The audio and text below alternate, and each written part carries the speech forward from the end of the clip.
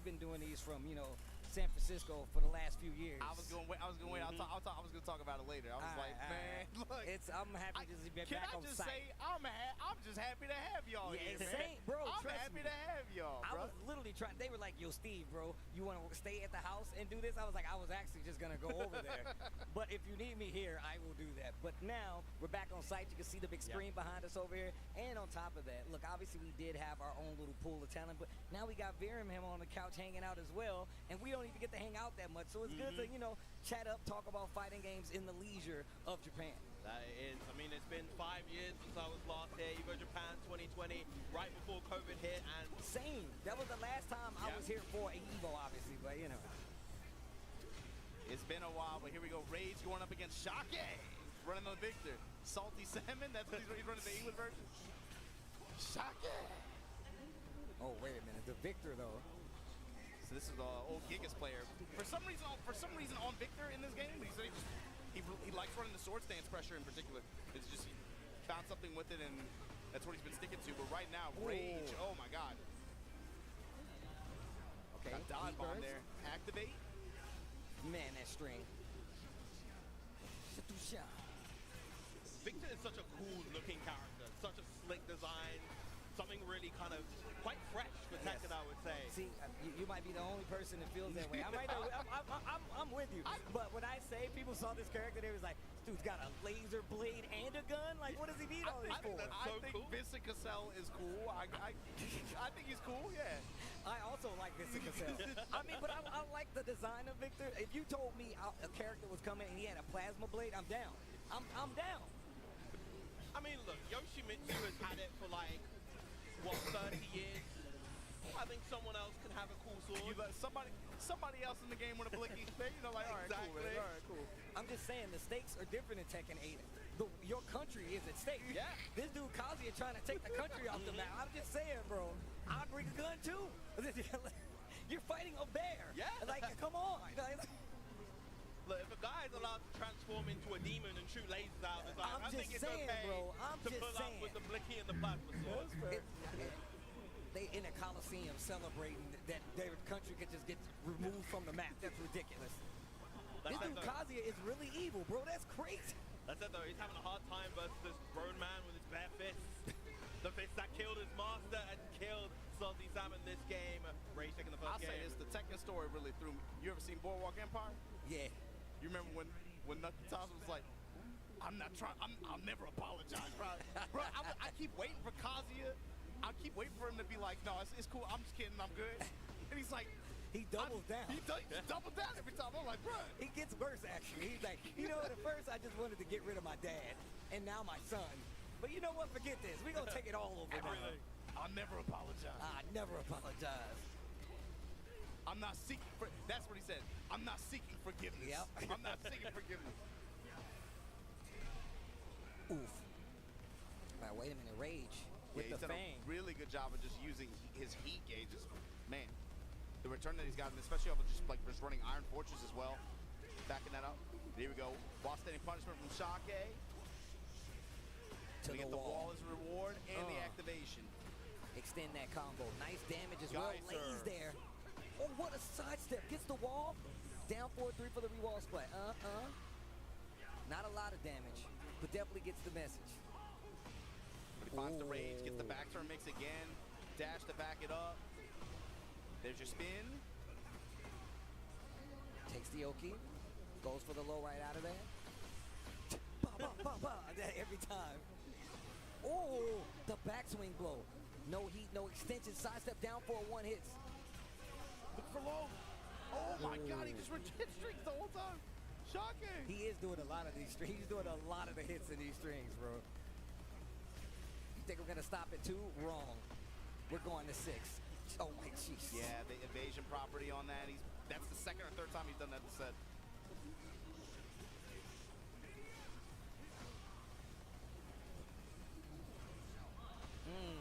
See, mixing a lot of live stance. There we go. Death from above, able to beat it out. Shake trying to bring the second game back. Uh-oh. He's had really good timing on call-outs on the so far. The floor is lava. Oh, what a block. Quite literally.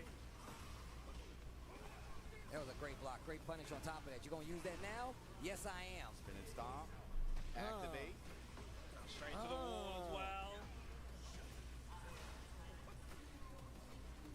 Oh, the full charge, break the glass. Back to the wall you go. Yo, rage. Okay. Goes Block for the the low strings this low. time.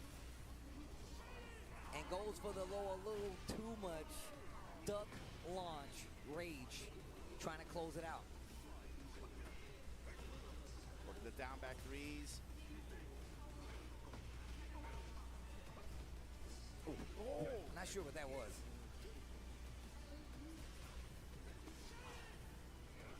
Sloppy kind of mad. There you go. Sidestep right. Got the float. Down back threes on point. Activate. Stepping with them. Shake. Oh, Weaves another low. Weaves the mid. Iron Fortress to back it up. And Rage going to be able to confirm off of that. Takes the win. okay, okay. Yeah, man, Fang's one of those characters. Definitely looks and feels a lot better in this most updated Season 2 version of Tekken 8. Both of these guys, too, actually. These are probably some of the more well-traveled, I think, players in the JP region. If you know, like, Tekken, I would say here especially, the way it worked last year, when you looked at a lot of the dojo and not Challenger, but dojo events specifically, they would consistently be having, like, a lot of 96 pluses that would fill out. And if you look, it's like the same 120 people at all of them. So it's like if you're competitively pursuing this game, you have like the dojo calendar, you just running the dojos. And what it breaks down to is like you have you have your strong JP unit of like Ao, Chikarin, the Rain Shoes, the Nobis, etc. But there's usually like there's a pocket of players like right below that where they're constantly in pursuit of those guys. And they're always either just outside top 8 or maybe one or two of them sneaks in. Maybe one or two of them has a good weekend, you know?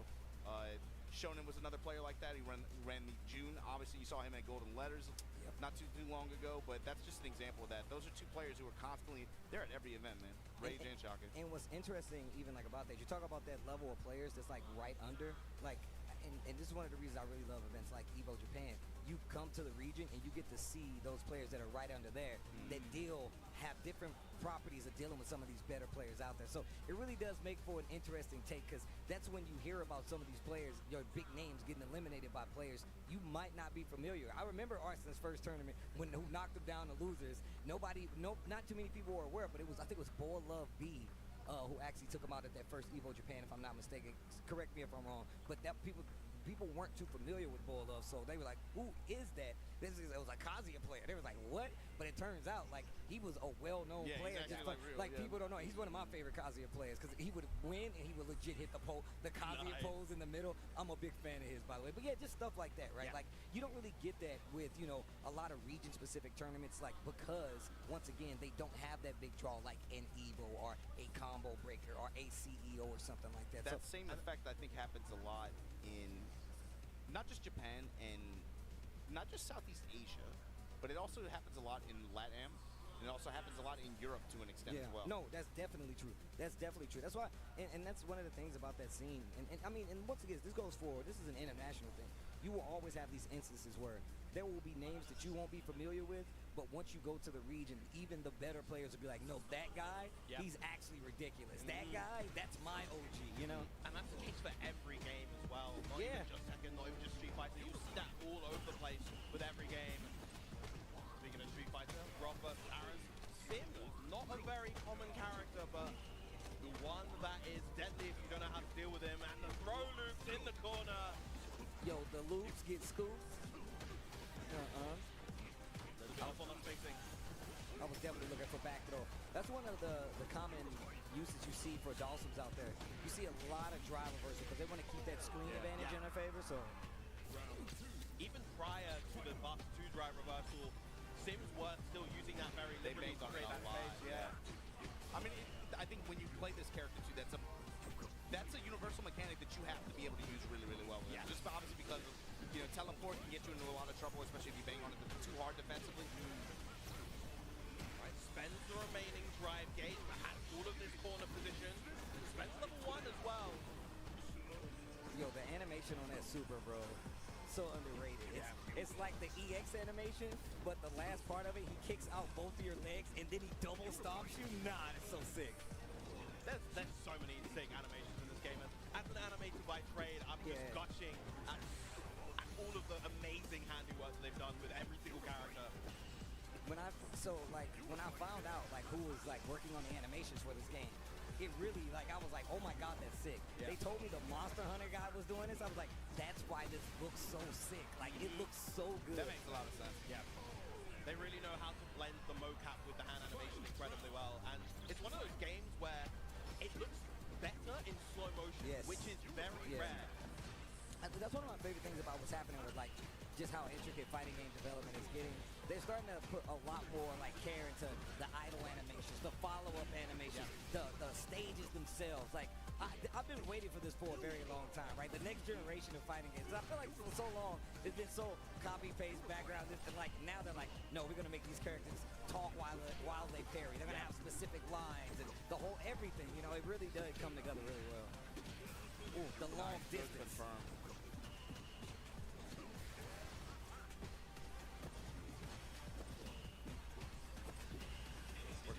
Also note, players like Tori Meshi, you gotta be aware of. There are sim specialists out here. Yes. And they are scary to deal with. Right now, R is trying to make a name for himself though.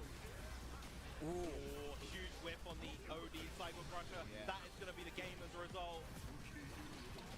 Great positioning too on the float, drops down, takes the round, takes the game. I love you see this happening and these people just back here working on cars. They're like, what the hell? They're having the time of their What the life. hell is this elephant? What the hell is going on? Dude brought an elephant to Jamaica? What the? The man, he breathes fire. I'm sure he can materialize elephants. So he's David Blaine too? Damn, I didn't. Oh, okay, we're seeing the switch up from the Bison to the JP.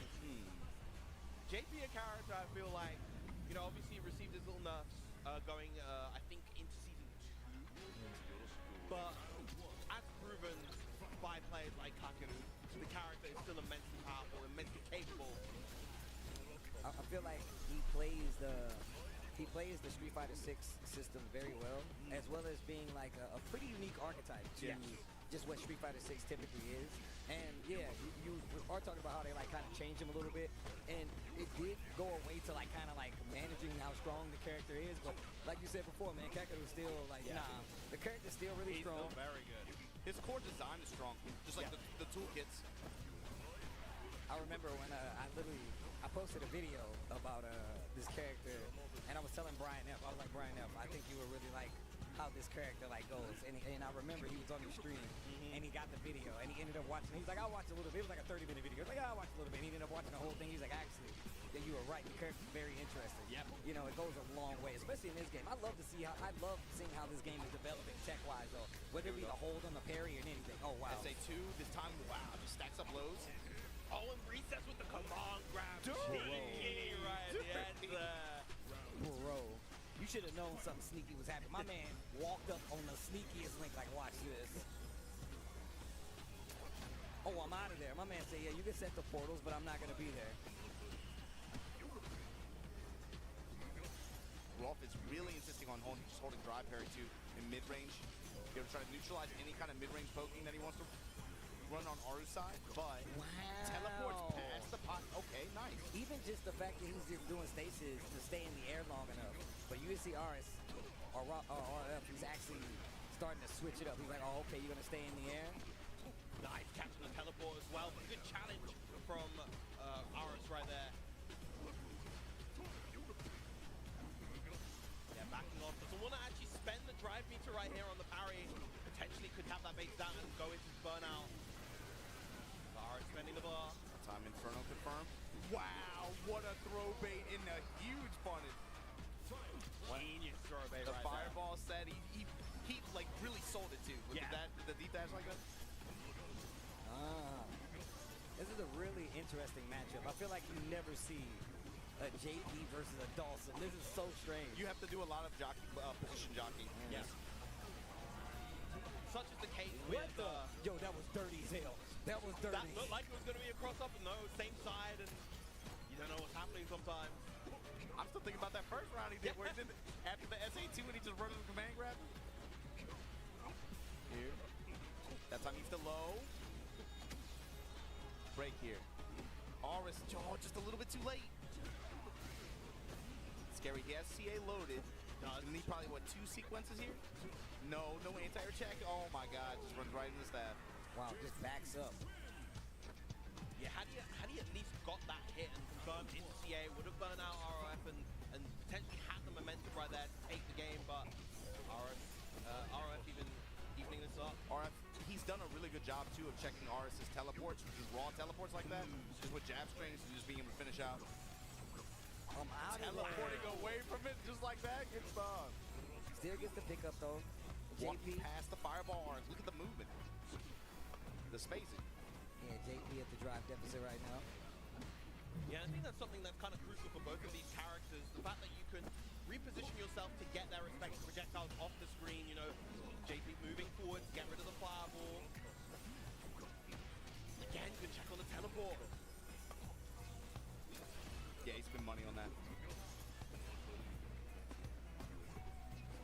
And ROF knowing that he just has his lead, doesn't have to commit, doesn't have to play too proactive here.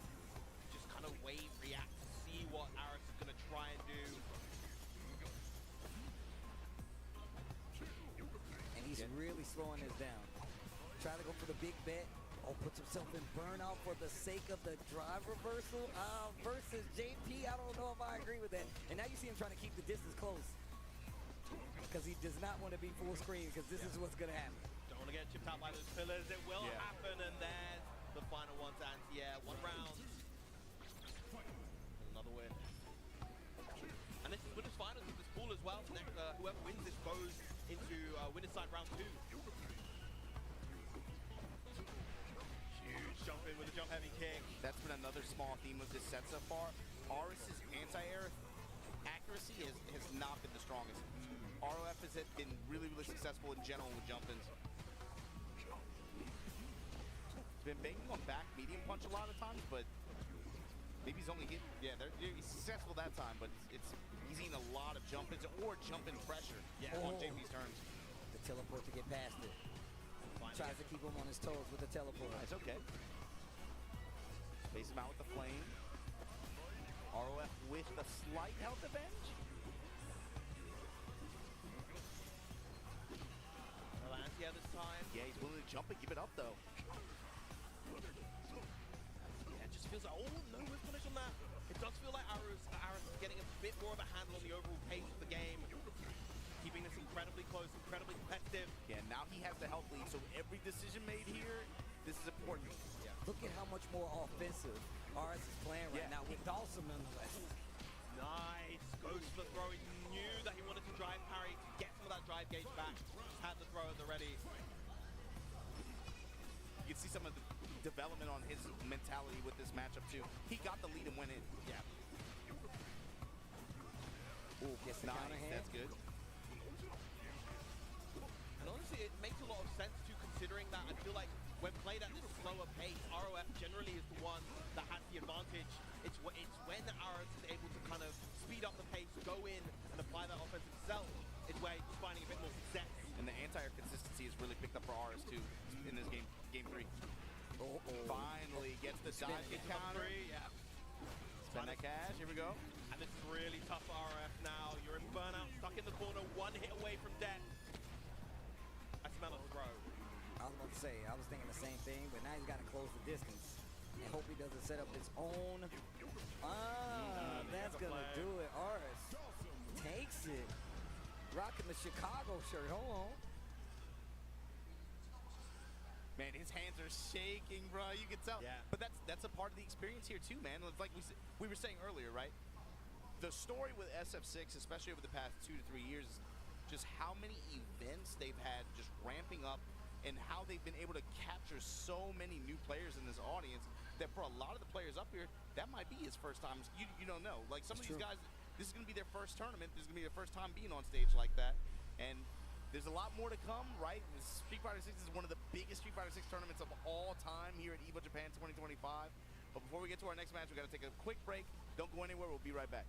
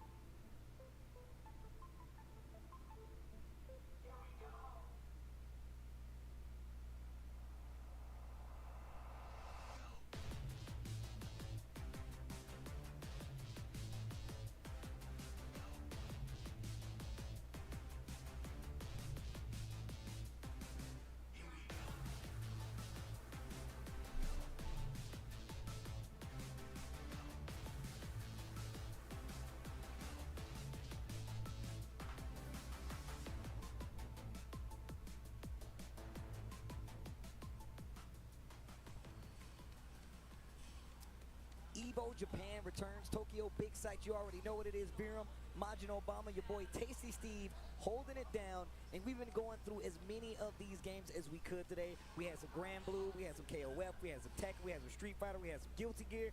And I'm not sure what we're coming back with them, but I know it's going to be a good time. Shout out to everybody at home watching, and I've been enjoying myself so far. How about you guys? They've been throwing matches on the turntables, man. Just taking whatever they throw at us at this point.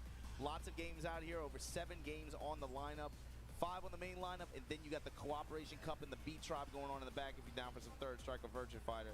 There's a lot to enjoy and a lot to look forward to this weekend. Baron, what you been watching so far? Well, honestly, we've been watching a lot of basically all of the main stage games so far. Haven't seen too much of the Granblue, but we've been seeing a lot of the Strive, of course, Street Fighter. We just came off of a set of Street Fighter. Tekken, of course, has been really heating up, and we're getting close to more and more of these pools. More JP action coming up on the screen. This time, it's Yak Ryu. Yeah, it feels like SF6 now, they're hitting pools winners finals territory for some of these early round ones like this. So if you're looking for some of these bigger names, maybe look forward to the next round, maybe in the next few. Might get some towards the end of the night. Oh my God, bro. Oh, did he even tip? What happened? Bro, I like the fact that he actually, all he could have went for just a small mix-up, but he know he could wake up to a button or anything like that. So even though he did have the departure setup, he still did crouch and jab just to make sure he definitely would. Oh my God, the throw bait. Here we go.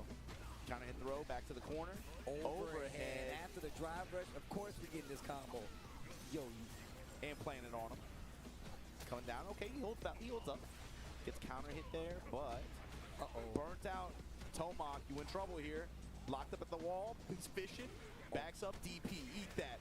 Unblockable. Hold that. My man was going too ham. He was going too ham, bro. He was like, yo, that's cool. I got plenty of drive This bars. dude meditated under a waterfall, bro. You got no shot. Yeah. I'm trying to be just like him, bro. I'm trying to be like him and Obama, bro. Those are only 2 people I know that actually did it, bro. Ryu took the waterfall a lot better than I did, bro. I was crying, still. That dude was like, it was hard the first 4 minutes, but the last minute, I'm like, bro, you kidding me? I'm like crying. It's not coming out. Oh, God. It's an unfair comparison. This man's been training his whole life. He is the world warrior. Ooh, EXTP to deny the further pressure. Low, oh my God, confirms it into the Shin Shoryu. And drive it. The poles after. Get up. Get up. We really sort of have entered this age of Ryu in Street Fighter 6 so far. Nice jump to avoid the command grab. We've been seeing so much more of this character, of course. The big one being like They've been influenced. They've been influenced, bro. They've definitely been. You know what's crazy? I was telling Sherry and Range about this. As many Ryus as I used to see online before, I don't see as many now. It's actually kind of crazy. They're more in tournament, but I don't see them in ranked as much, which is kind of crazy to me. It just throws me off. You go with the reversal? I am definitely glad that we're seeing more of this character in tournament, though. He's a very satisfying character in a very sort of raw, unfiltered way. Everything he does is so impactful, so simple, but so effective.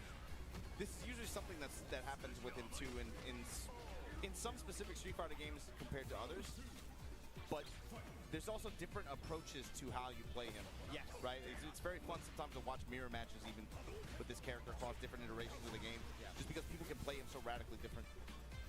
The approach. He really does kind of speak to the personality of the player. They can inject aspects of their character into the way that he plays. We've seen that so far with the with its aggressive corner pressure. Nice drive reversal though. I like the patience. Yeah, you're right though. Like I always say, Ryu got grown man damage. Like if he hits you, no matter what, you're gonna be like, damn, that hurt. You know, like that's how he is. So seeing him get this much activity, this much play, wow, dash forward. Yeah, he's trying to get past the projectile range. Man, I like Gas's movement right now. Not even trying to overextend. Walk up, kick him in the shin. Get out of here. He was. But yeah, man, Ryu is definitely one of those characters. I'm happy that we get to see him more. I also like the fact that like he's one of the flagship characters, and he's like at least decent enough so we can see him a lot more. I am a fan of looking at just regular karate, man. You got dude with psycho power, you got a monster, and you just got a dude with sandals and half a toga. Like I'm about that. Like he's just like, I'm gonna hit you, and then that's it. But like I said, it also because of the way his toolkit is too. Like something that was really stood out about like watching Blaz at Capcom Cup the way he used Donkey Kick, the way he used that move, and the way he used people's reactions to that attack on block, especially at certain ranges, being able to set up a lot of spacing traps like that. That was really impressive to watch because then he would make reads and plays based on that, you know? And that's something that you did. I feel like you didn't see a lot of other players really using it that way in that capacity. Like, he really did a good job of, like, making people unearth their own offense. Like, he's like, man, I don't know how to open this dude up, and he's so sure in his approach. Like, I can't jump on him. The fireball game is there, too, and he's using his high blade kick at this range where it's like, you can't jump, you'll get clipped, and it forces you to stay on the ground, which is like, it's a new thing that Ryu has, in more recent Street Fighter games, and he uses it so differently than everybody else. You can't say that Blaz is not one of them. And like you said, he's changed how people play the game. That wall approach that he had, too, was just like, I definitely felt like there's, like, influential. It felt like, so you were saying, you don't see him as much casually, but then in tournaments you saw him a lot more. I feel like after Capcom Cup, bro, I popped this. I was like, let me see what people are talking about on it. I feel like I saw like 5 or 6 streams like, yeah, I want to play Ryu too. Like I saw like 5 or 6 different players like, yeah, I'm messing with Ryu now. Like just they got to influence. It's something about something happens sometimes when you watch a player cook a certain way with a character, right? Where even if you don't really gel with the character like that, you're like, damn, that was kind of fun. Like that was kind of like an ingenious approach to that. Fuck, I could do that too, actually, a little bit. You know, you ever feel like influence like that, or you inspired? Okay, so you know me, I'm typically just playing my own thing, right? But when I shoot though, when I see these players play the character to a degree, I'm like, damn, I could do that. Then I get influenced, especially when it's like, I don't get influenced by other people's characters. I get influenced when I see somebody do very well with a character that I'm already playing. So I see in Tekken, for instance, right? I'm like, man, I love King. And then I see the John, and I'm like, damn, the John is cool. Look how he does these wave dash shining wizard into giant swing, and just the way that he plays. That influenced me something crazy, right? So by people who play my character, yes, and I still understand the whole, this guy did good, I want to play with this character now to see how it goes. For me, I think it's an even more fundamental thing than that, where I see someone play a character exceptionally well. I see that kind of top-level gameplay of a character I really like, and it just makes me want to boot up the game. Just in general, just like play the game, hop online, and try and do what they did and fail miserably. Yeah. And still have a good time. That's why How did they do that? That's why I can't watch North American tournaments, because I watch tournaments like, damn, now I want to play. And then I boot it up. It's like 4 a.m. I'm like, oh man, I done messed the day up. Like, what happened? It's either no one's on or the gremlins are on. That's facts. And it's mostly, I'm a Gremlin Hours guy. Yeah, so I'm legit like, it's 2 a.m. I'll just turn on the game. And then it's the sweatiest people. It's like going in the gym, like, in the middle of the year. You know, nobody don't care in the middle of the year. They only there at the beginning of the year. Hey, once the New Year's, like, you know what I mean? The new signups, they drop at month 3. When you in June in there at like 1 a.m. and that's when the bosses show up. They coming in with the half cut off shirts, bulging biceps. Like, I'm in the wrong area. This is not what I signed up for. They got the bro signs. Like, bro, they got the face masks on, like Bane and stuff. Like, all right, man. They start encouraging you. They don't even know. There you go, little dude. Get it. I'm like, damn, I don't even know who you dude, but I'll take it. Thanks, bro. Oh man, but yeah, you're right, man. It is one of those things where, first off, Glass is just one of those people, and obviously it came to light afterwards, right? Where they saw like, man, this dude was doing this back in Street Fighter V. He was still really strong. So I love seeing people retroactively going back and finding out just about how effective of a player this person has been, and not only saying that this came from this person playing this specific character. I am such a fan of people carving their own way with characters through fighting games. And one of the reasons I'm not a big fan of tier lists, right? I like people being like, hey, I'm going to play this character my way, and if I get success with it, it's because it's my style. And I'm a firm believer in that. So, and that's why I never really go towards playing the more popular characters. Well, I think the problem is the perception now where it's people adhere to those things too strictly. Yeah, that's facts. That's facts. I feel like it's kind of always been that way, but even more so It's now. always been that way, but I think now because of just how social media, all YouTube, all that stuff, just because of the prevalence of people's voices and their opinions on that, it's more strongly now like pronounced. Yes. And I think it's easier for people to kind of latch on to some of those things, even if that list is speaking on a level that they're not actually at. Exactly. You know what I mean? Like there's no like challenge there. For example, like I played one of the worst characters in Third Strike for no reason other than just like, I don't know, I thought he was cool and I I'm a Remy player, bro. You even talking to though he's lame, I like him. You know, like Sean, Remy, Alex. Those are the characters. That brother's fabulous, bro. Have you seen his hair? I'm just saying, bro. He wins. He just unzips, flicks the hair. I'm like, that dude ain't cool. That dude ain't cool. And then I realized, I'm like, I play Ash too. Like, bro, there's something about fabulous brothers. It's just like it just feels good, man, when you win with them. I'm sorry. Oh man, but that's absolutely facts. I'm glad that we all agree about this because that's definitely how it kind of like turns into. But once again, but also on the other side of that, seeing people put these characters in this limelight, it's really cool because I feel like it kind of keeps the game growing. Because everybody cashes out and they're like, oh no, man, it's got to be the Ed. 100% it's got to be the Ed, or it's got to be the Ken. And then you see this dude play good Ryu, and you're like, am I stupid?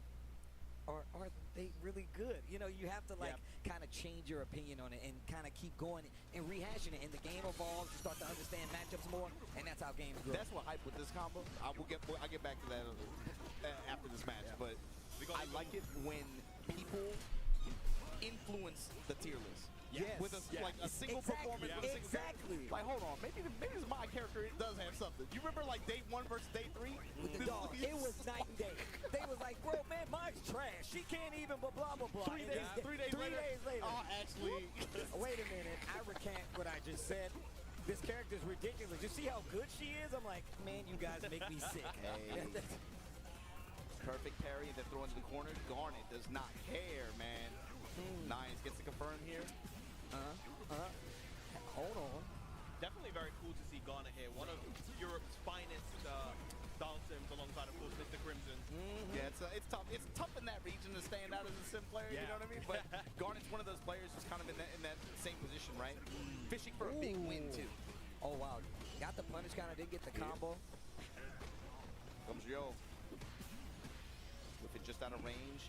Oh, I like this. Yo, Garnet is nice with it. He is. The spacing is crazy.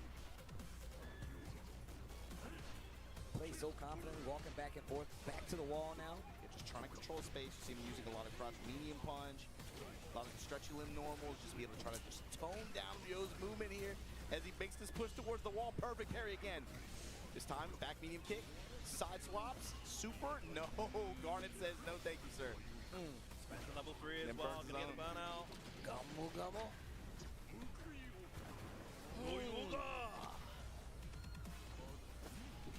Oh, the Russians, wow. Yeah, that was mad far, yo. Wait a minute. That was so far. My man bought an elephant to Akuma's house, bro. I know he's like, man, you need to leave that outside. Oh, man. Going right back in.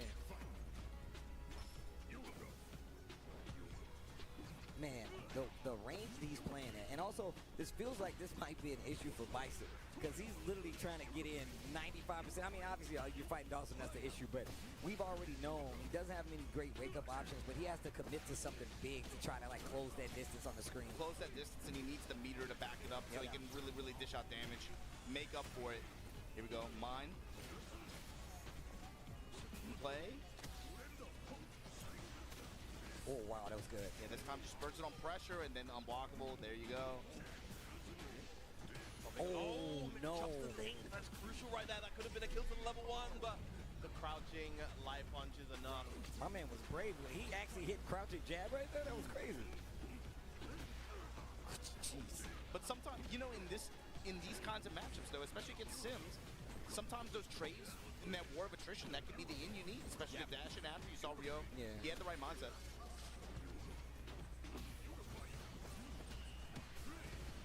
I love how he uses OD. Oh my god, the punish counter stand heavy punch. Yeah. Right back at you, punish counter confirmed. Cook him up, cook him up. Yeah, I like, one of the things Garnet is doing is really interesting. He places OD Fireball or OD Yoga Flame, like, in the spots where you want to try to get your space back. Like, he's like, yo, you want to move forward? He's like, no, OD version. So now you're stuck where you was at, and then you got to try all over again to close that distance. Big punish counter on the scissor kick. Smack the yoga out of him. Ooh, wow. I like that. Wow. That medium punch after the delay, too. And another level 2. Once again, the burnout. And you're near the corner, too. Great air to head. No, Almost don't got the jump. fireball. Don't If he fell on that fireball, I would have been like, nah. dominated, iced him out that last round. Good Jeez. stuff. Man, that always feels terrible. You get beat up so bad and you got to shake the opponent's hand like, God, man, I ain't even having a chance in this moment, you know? But yeah, man, good games all around. That's a character that's fun to watch finesse, especially in this game too, because it feels like a lot of the characters that are really perform really well can kind of put him in situations where it feels just like on defense, especially it feels very, very dicey. Yeah. Something that they talk about a lot too. But when you watch one cook and actually like it works the way it's supposed to, it works the way it's supposed to. It just feels like really impressive to watch. I can't really say it in a lot of games where I'm like really impressed with like sim play, you know. But when you start to try it for yourself and you understand, like, man, the like spacing management and the reactions and just the decision making that it takes to operate that character at a high level, especially in this game, it's really impressive, man. Yeah. 100% true, and completely agree with you on that. I just like seeing Dawson get played anyway. But speaking of watching things get played, we got to take a quick break before we watch more games get played. Of course, this is Evo Japan 2025. We got more FGC fighting games coming your way right after this.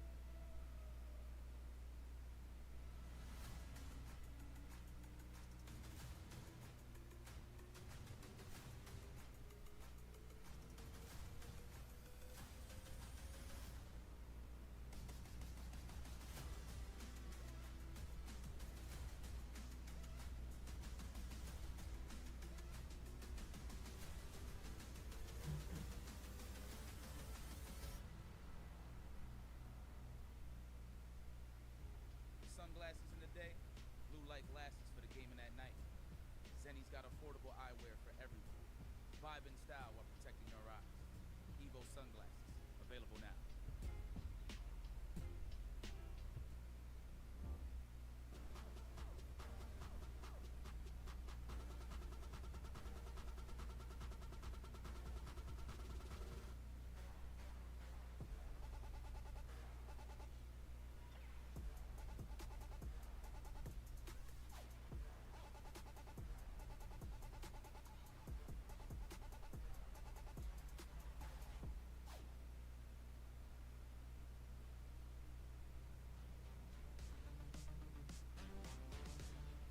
Step into the ring.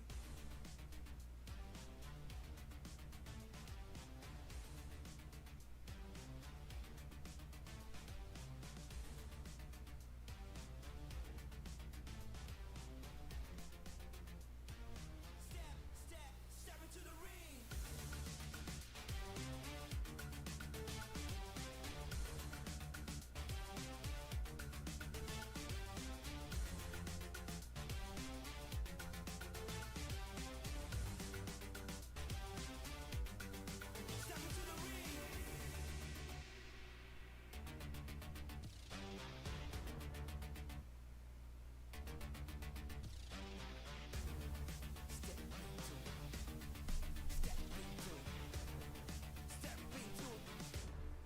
Step into the ring. Come on, come on, come on.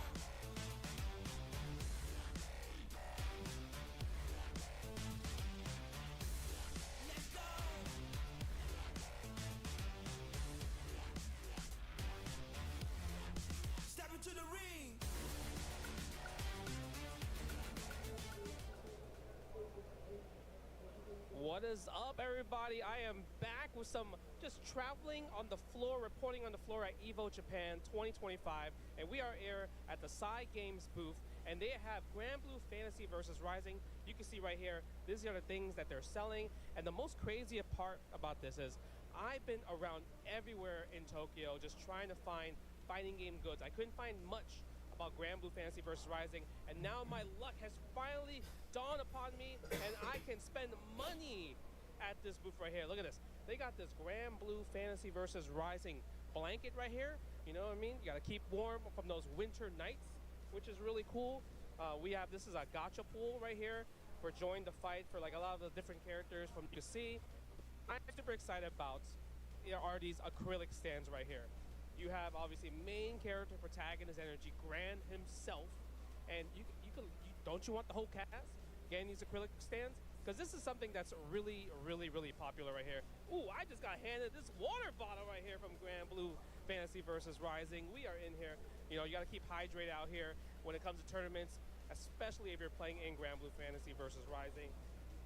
The one thing is, I know, my man, if you're watching Kizzy K, they got you Lancelot. I'm gonna get you a Lancelot right here. Don't you worry about that.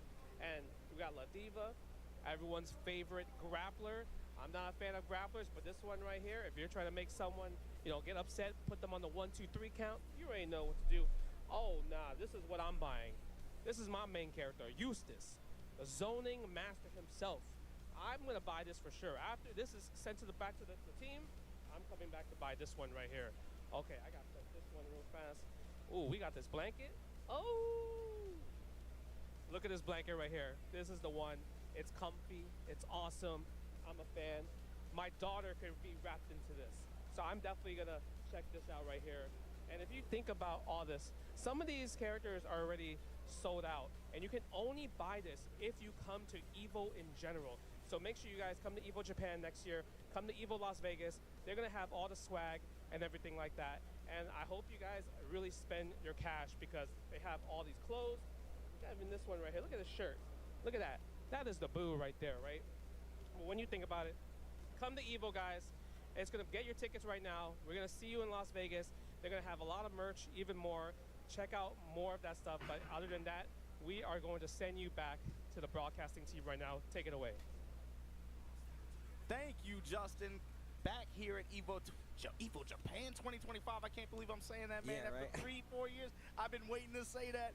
I'm here with Tasty Steve and Mark, man. Bruh, congratulations to the Evo team, man. Y'all got Justin out here selling tickets. It's been a minute. It's been a minute. This is my break. Let's not talk about work. I don't want to talk about Evo. This is my break. I'm trying to talk about fighting games with my brothers here. God damn, it's good to see you guys, man. It has been. You know, I haven't been on the Evo broadcast since 2022. I was literally about to say, he has not been here for a while, bro. Well, I haven't been on the Evo Japan broadcast since 2020. All right. Oh, yeah, I remember why, too. All right, let's just talk about video games for now. Guys, there's a lot of people here. It's a little bit toasty. I have to change the subject because I'm going to start laughing. Yeah. Look, I'm going to tell you right now, it's definitely pretty sweaty in here. That's one thing. But two, it's not just because of the games, man. Now, well, it's not only because of the temperature. It's because Justin is selling us on Psy Games, Psy Store stuff. I was saying congratulations because y'all got Justin out here selling tickets. I would buy a health insurance plan from him. I'll buy anything from Justin Wong right now. Yeah. Right, he is out here hustling. But don't tell him to buy it for you, though, because we were trying to get him to get something like, yo, get this. He's like, nah, bro. We got to think of a scam or something and get Justin to put on the front. We got to get a pyramid scheme and have Justin do the No, I trust Justin, man. He has good taste in products. Yes, that's absolutely true. That's absolutely true. But, of course, man, shout out to everybody out there on the floor doing, you know, the raw reporting. I know we got Yipes out there doing stuff. Yep. I mean, Yipes is on our social. Yeah. We got Justin there with the live hits. Kaori Oriuchi-san is helping with a lot of the translation that's out there. I saw Betty challenge Justin earlier. She looked like she was gonna beat him up. The way she just walked up mid-interview, took the mic, and was like, "Nah, run it." Like, is that not what we're about in the They're fighting playing in games? Vegas now. Yep, they're playing in Vegas. The thing is, man, it's Justin. I don't want to bet against Justin, but she's just been collecting she's been collecting boomers' heads just like skulls, like Dawson. The confidence is insane because she hasn't even played Aru yet, which is the next guy in the OG hunt, and she's already challenging the next guy. Wow. Well, look. She's collecting them. She wants all Dragon Balls. Look, look, I would love to see what happens with that auto match. I know that, though. I think that's going to be a crazy one. Speaking of crazy, we got iMusician Yo. on the stream right now. Yoshimitsu going up against River Nile River HK. Nile Hong Kong, yeah, representing. Here we go, Nina versus Yoshi. iMusician, legendary Yoshi player out here in this region. We've been waiting to see this guy on this, get Hey, on you the road. know why they call him iMusician, right? Because it's music for your eyes. There you go. There you go. Oh, wow. Yeah, show me something, though. Yeah, great Show me jab, something. float conversion here. Gonna get the wall. Parallel to it here. Gonna step with him. No. Right in the smash. Damn, the Cantonese blonde bomb. Okay, okay. Yeah, River Nile actually is really active on YouTube. He creates content for a lot of different games out here. Actually, Oh, Tekken, KOF, he plays everything. Yeah, He's a did junkie. a lot of season 2 content so far. Yeah, yeah. Here we go. Pick up. Nina, I mean, I think we've kind of seen it. You know, we saw a few events before this first TWT event. Nina is still effective. She's super effective, I mean, she still got a great power crush, but she's also one of the characters. I feel like this still has like a lot of her, like her legacy skill carries over, whether it be just, you know, finding an opening, as well as just the advancement she's gotten in like Tekken 8 and just Season 2 overall. I mean, she got wall carry. I mean, who does it nowadays? Yeah. Oh my gosh, the damage. I'm out of there. Okay, pushing pressure. Nice block there. Here we go. Follow up with Guns. the cheap stuff. Yeah, the heat smash to close it out. Hold on. So wait, do we still consider Yoshi public enemy #1? Because I felt like it was Season 1, Yoshi was a problem. He was never public enemy #1 in my eyes. He First got- off, what did he win? That's true. That's true. Come on, guys. That's true. He got that way towards the end. I think people got kind of like irritated with him. It felt like. because the people we started to understand so much more. Of How, course. yeah. When Farzine pulled him out at the finals, I felt like that's when people were like, no, they got real trigger, right? But that was like 17th place. Come on, man. Oh my God, the back T2. This time gonna follow it up. Gets the spin at the wall. Spin on him. Oh, he did. No, Bull Perry. He's like 3 for 3 with these bad boys. Do not let him There's run no it back. way. There's I'm no out. way. Oh, that was really good. Okay. That was really I good. like the jab follow up there. Anyways, we're gonna go back into this iMusician trying to fight and catch up here. River Nile looking really strong. That's got to stand out in River Nile's head too. Every time iMusician has found himself back to the wall, he's been going to the wall jump option consistently. If he gives him the space, look for it. Avoid the puddle. Crouch jab, offset. We're stepping right. Stab on him. Okay, wait a minute. iMusician getting tricky with it. Nice block there, though. Had to stop the momentum. We'll see what he does here. Trying to spin out here, get back to center stage. Yeah, No I was about sword to say, stance. he's definitely playing the spacing game. Okay. Activate here. Down 4-1, pressing mids. Gets the slide. Playing 18 seconds left. What a duck on the back 2-2. Hold on. Spin now, activate. The follow up here misses the combo, drops right out of it. Now iMusician having a chance to live here. He might be able to get the mix up. Oh, he goes for the unbreakable throw, but the float and the kill. River Nile drawing first blood. What's crazy is iMusician lowered his own life to make the escape. It actually put himself in kill range right there. I mean, typical Yoshimitsu, man. You can't not be a nut. That's a dope shirt. Yeah, I was just I looking mess at that. with it. Anyways, we're gonna go into this iMusician having to deal with this deficit here. I mean, it's already proven River now very solid play here. Oh, wipe the floor. That's the cool part about this kind of matchup too. River Nile, I don't think like for TWT, he doesn't travel that much, doesn't really like try to make his way out to too many events, but he just shows up at Evo Japan, going toe-to-toe with iMusician here. He plays the game. He's a net play monster.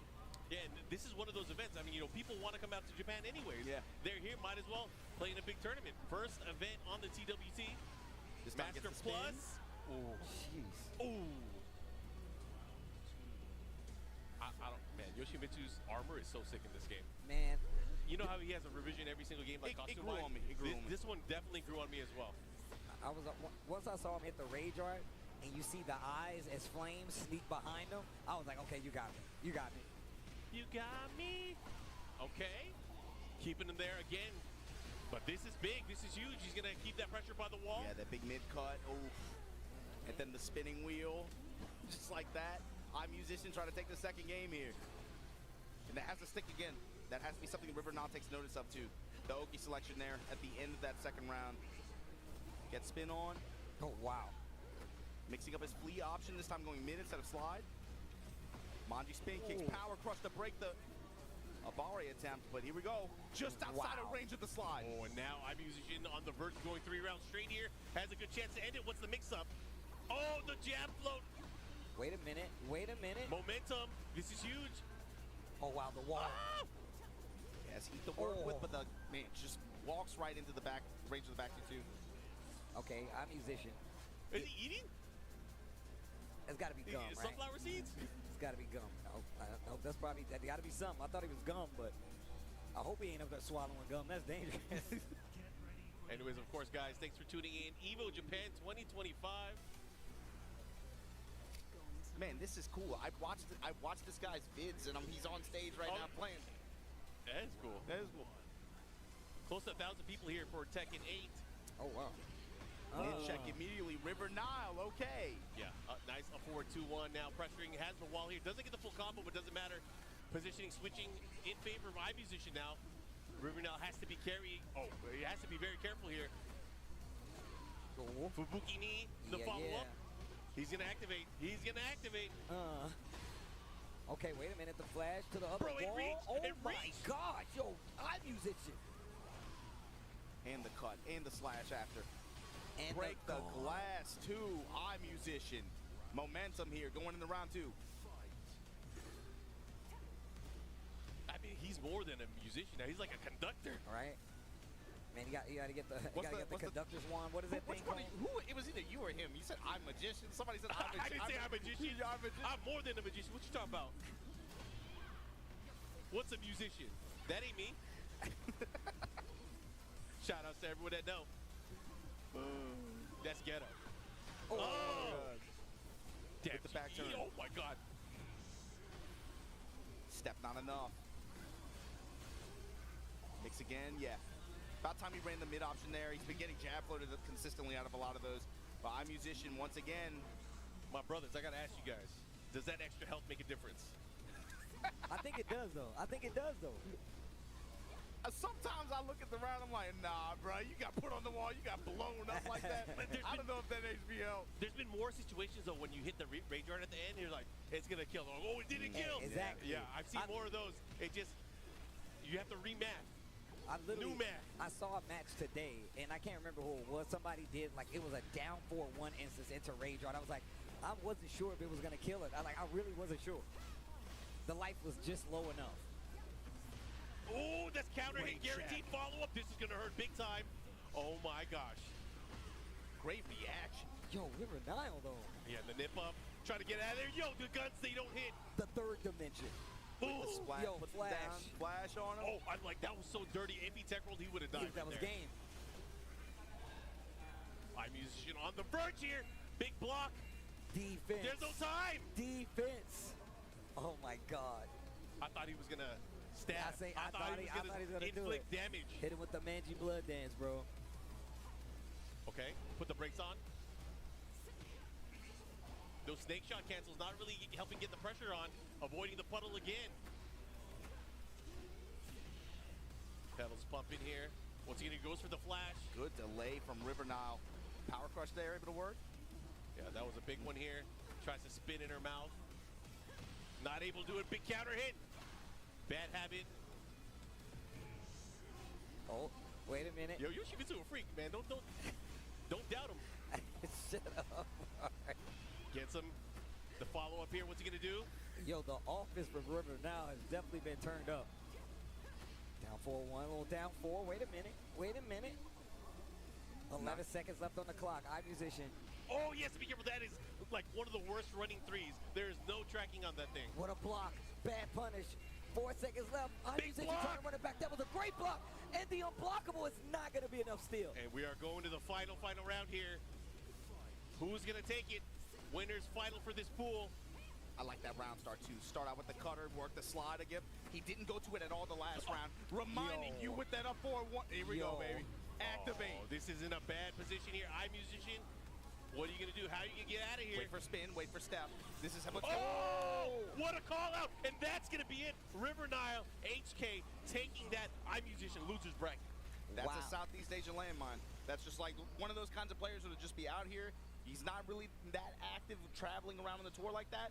You pull up to an Evo Japan and a Master Plus like this, that's somebody who has been on the grind for a minute since Tekken 8 dropped.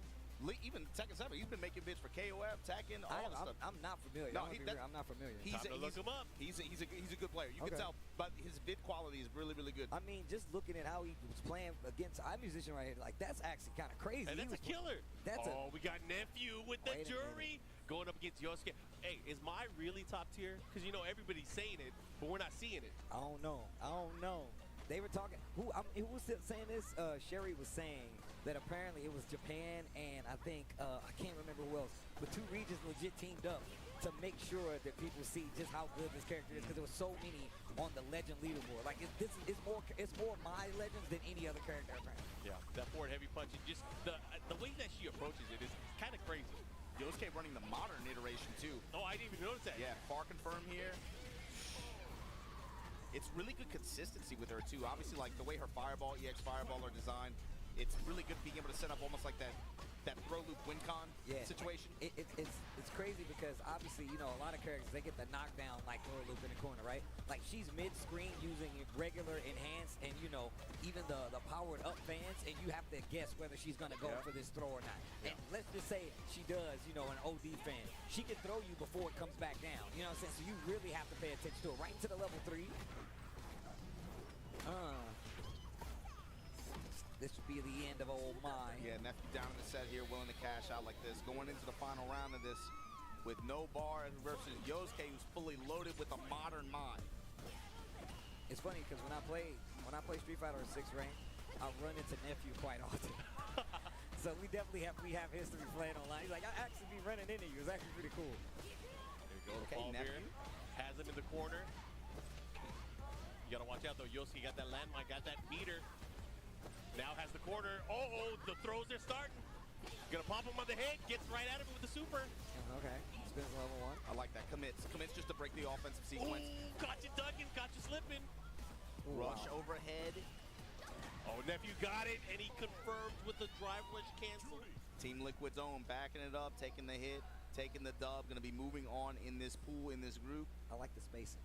I like that spacing coming from Nephew. The walk back, the anticipation on that, and then just, you know, Jury got some of those buttons where it's just like, once you can see the whiff happen like that, pull the trigger and it's just easy.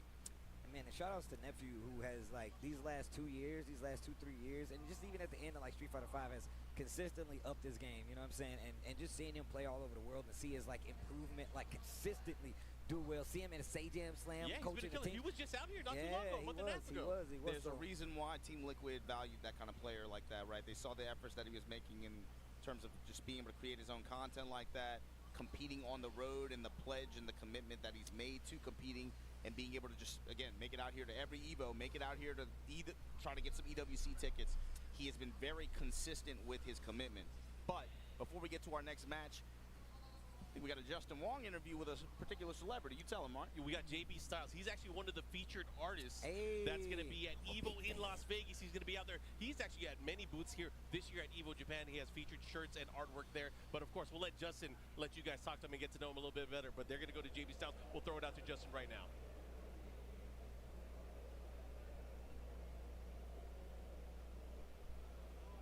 I know you just saw me, and the best part is I do not care because I have an exclusive interview, and I have Curry helping me to translate. And could you ask him, please introduce himself, and what does he do? Sure. まずは簡単に自己紹介お願いしてもよろしいでしょうか。名前は JB スタイルです。鉄拳のオフィシャルアートを描いています。Okay, my name is JB Style. I'm an artist for Tekken Official Arts. I am a huge fan. I am a huge fan of his work when it comes to just buying stuff at B-Side Label. Can he tell me, like, how was it just collaborating with them? ジャスティンがすごい本当に JB スタイルさんのアートのファンで、特にB スタイルのそれについてちょっと教えていただけますか？B サイドレーベルはさまざまなブランドとのコラボレーションが強くて、任天堂だったり他のいろんなメーカーで、その中でカプコンさんのコラボレーションの依頼があって、で JB スタイルの絵を使いたいということでコラボレーションをすることになって、で今いろんなカプコンのキャラクターのステッカーが発売されてて、すごい最高に楽しい仕事です。はい。So, B-Style label is known for collabing with a lot of gaming companies such as Nintendo, and then one of them was Capcom, and Capcom wanted him to do the art for their collabs. So that's how he started to work with B-Style label, and he has been having so much fun working with them. I will keep buying the more you keep working. One final question. You're coming to Evo Las Vegas. How does it feel to be a featured artist at Evo Las Vegas? はい、今回、今年のラスベガスでの行われるエボで、フィーチャーされるアーティストとしてゲストとしてお越しいただくことになっておりますけれども、それについてはいかがですか？すごい光栄なまずことです。でエボは本当に自分がテレビで見ていた大会なので、大事な大会なので、そこに自分が行けることはすごいハッピーなことです。はい。でその今度のエボ用に用意したビジュアルがあるので、それを発表できるのも楽しみにしています。So it is such an honor to be able to go to Evo as a featured artist, and he has been watching all the Evo tournaments so far online. So he has actually never thought that he will be able to go there as a featured artist, as a guest. So he is very looking forward to go there, and he's also preparing a new art just for it. So he's very excited to show that. Yeah. Oh my God. Exclusive art, Evo Las Vegas. You guys have to be there. This is legendary JB Styles. I'm so excited to see it, and I know you guys are. Make sure you guys check him out on the socials to see what kind of work he has done in the past. And you know what? I'm sorry for taking up too much of your time. Let's go back to the casters. Wow, featured artist for Evo Vegas. This is actually sick. I'm a big fan of his art, so it's actually dope to see that he's going to be involved more closely with Evo, as well as just he's been releasing art so consistently, whether it be just his own original stuff or just the character created Tekken stuff that he's been doing as well. So I'm just happy to see he's getting more involved. Yeah, I was kind of first exposed to his artwork through the Tekken stuff that he's done, but he's done a bunch of Capcom stuff as well. And again, the stuff that he's working on for Evo, I'm kind of working with him on it. Looks really great. Not just him, so he's obviously one of the featured artists. The other one is Shinkiro, the legend, the fighting game legend. He's also working on some special artwork for the event, so I hope people look forward to what we can share with you guys in the coming weeks leading up to Evo in Las Vegas. I'm really looking forward to it because I've been waiting for something like this too, because man, it's one thing talking about these games as a player. I'm not a particularly artistic guy. Sometimes. The way he said that. But bro, which time I see him in the corner, I'm not particularly an art guy. But when I think about these games years later too, music and art actually inspire and like make you feel a certain way that when you look back on some of the stuff, you're like, man, that song really, that was a crazy song they made. Yeah. And it naturally kind of starts a curiosity if you really have an appreciation for these games. And I love being able to come to an Evo event like this where you get to share in that with the artist there, bro. Like having Shikaro, having JB Styles like right there like that, and be a part of the community and enjoying that. That's too good. I mean, he's going to be at the event doing meet and greets, and he never goes to events. This is like the first time people are going to be able to see him. I got to ask you guys, this is an important question. You got one thing to get signed. What is he signing for you? I know what he's signing for me. A picture of me that he drew. That's what he's He's not doing that. He's not doing that. There's no time. We value his time. It's true. It's true. If it's Shinkaro, I got to get the CBS2 poster for sure. Respect. CBS2 poster. Actually sick. I would probably just get like an OG copy of my PS2 copy of like CBS2 or something like that. I'm doing real Bout Fatal Fury. I need that. I need the chair picture. I forgot I had that. I forgot I had it. Yes. Oh, that's actually pretty sick. Anyways, guys, we are going to be back with more Evo Japan 2025 action. I know we were talking about geeking out a little bit more, but we're going to be geeking out more very soon, and we'll be back right after this break.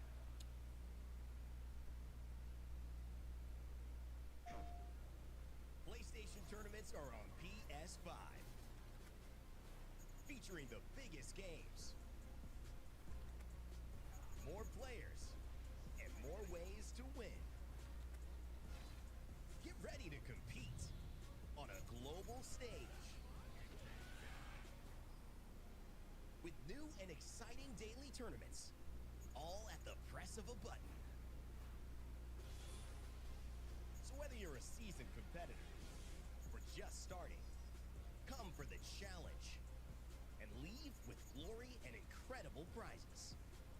It's time to join the competition. Sign up now on PS5. PlayStation.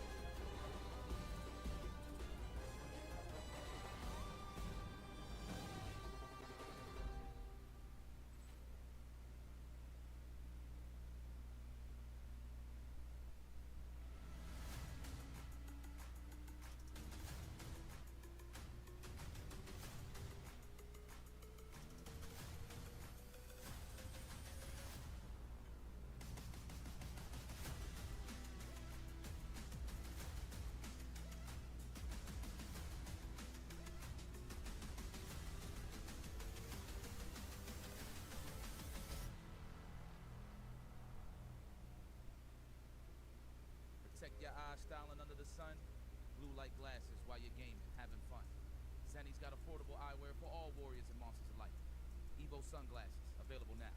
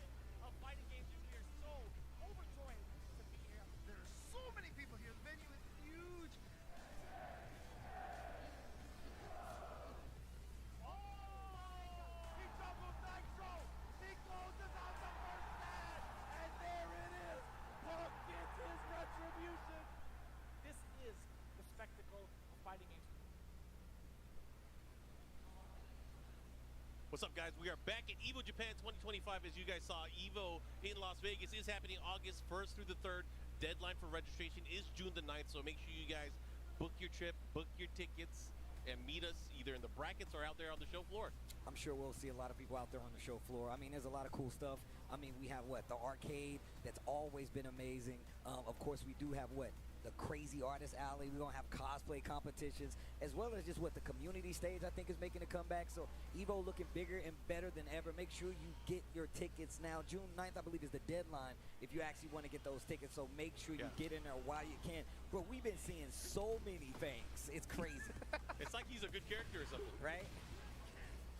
Cue right in the Fang vs. Jin here. Leo From Japan going up against Roach from Australia. Here we go. Activate. Step it. Down back 3 whips. Running the 2-1-4. He didn't need that. He did. He definitely did. That knee Nah, bro. into a follow-up, into a mix-up. Let's go. Big trade, low chop. And we'll while standing 4 here. Nice break. Instant Good break. Got him with the tsunami follow-up here. One more. Oh, and he was already ducking. He got it. So good stuff to Leo. Able to take round 1 here. You know, Jin, there's a lot of discourse online about Jin, whether or not he's too weak, too strong. Obviously, the Jin players are downplaying the buffs, but he's still strong. Wait a minute. Well, you're a Jin player. I'm a Jin player. And first, I was just going to say, I saw Nee be like, yo, The Jin, parry, he needs to get rid of it. And then Reich was like, actually, you got to chill. I was like, bro, what? Like, Here we go. Big lift kick there. Roach able to put in a response here. He had, what, an empty jump? He did Iron Palm in heat? Empty jump? Big dive kick. Working a dive kick. Down 2s. Going back to the TEKKEN Classics. Touching with that back 4. Headbutt. Headbanger's ball. Okay. Working the down back 4. These lows here from Roach. Trying to just work his way into position here. Had a step right. Got intercepted. Low sweep. All right, activate now, pushing towards the other side of the wall. Gets the big counter in the follow. He should be able to get the kill here. back 1-2, gets the rewall splat. Closes out with that laser scrape with that evil intent.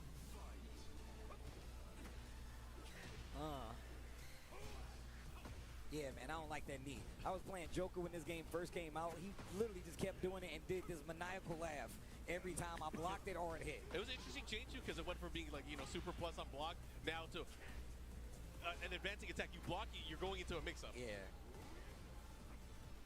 Little wavle. Okay. Mid down 2 here, Leo. Post activation, where does he go? Goes mid. Cobra trying to step. And just working the jab low string there. Leo comfortably ahead here, 1 game up. Yeah, that 1 down 3. Classic Jin round closer. Oh, that's a cool shot. Man, it's crazy because we can see from this angle, but there is so much floor space here. I like it, though. I like the space. Yeah, it looks good. It looks fun. Anyways, we're going to go back into this game. We're in Paris. That reminds me, there's also Evo France. That's true. That's true. Man, I saw the commercial for it. Bro, that commercial was tight. Shout outs to the team over at Evo France. We'll see you guys in October. Okay, a 4-2. Ooh. Here we go, big shoulder. The Fortress now. Good block. Heat. Leo right back at you. Counter activation, counter hit. Decides not to heat dash cancel afterwards. Still able to keep that pressure afterwards. Jab strings down for 1, able to intercept. Roach really trying to push that jab on him. Ooh. Here we go. Comes with the wall standing. Here we Back 1, talk to the He hand. just stared at him. Iron Palm. He went to it a lot in the first game too. What a duck. 2-on-4, not gonna be enough. The hell sweep. He is not shy about using the hell sweep either. I mean, he hasn't blocked it yet. Oh God, back 4-2. We were just talking about that. And It the low looks so parry strange to me. He's only had the single back 4 for years. It's throwing me off. And again, the power of that Iron Palm, man. He has been leveraging it this whole set. Leo's still in control here, but eating a lot of the Fang classics here in the opening. 2-1-4. While standing 4 there, goes to He going hasn't to sweep blocked it again. yet, bro. That's why he's not afraid to do it. Yeah, instant hell sweep here. Continue with some pressure. Roach has to be careful though. Back to the wall, kind of like at this angle.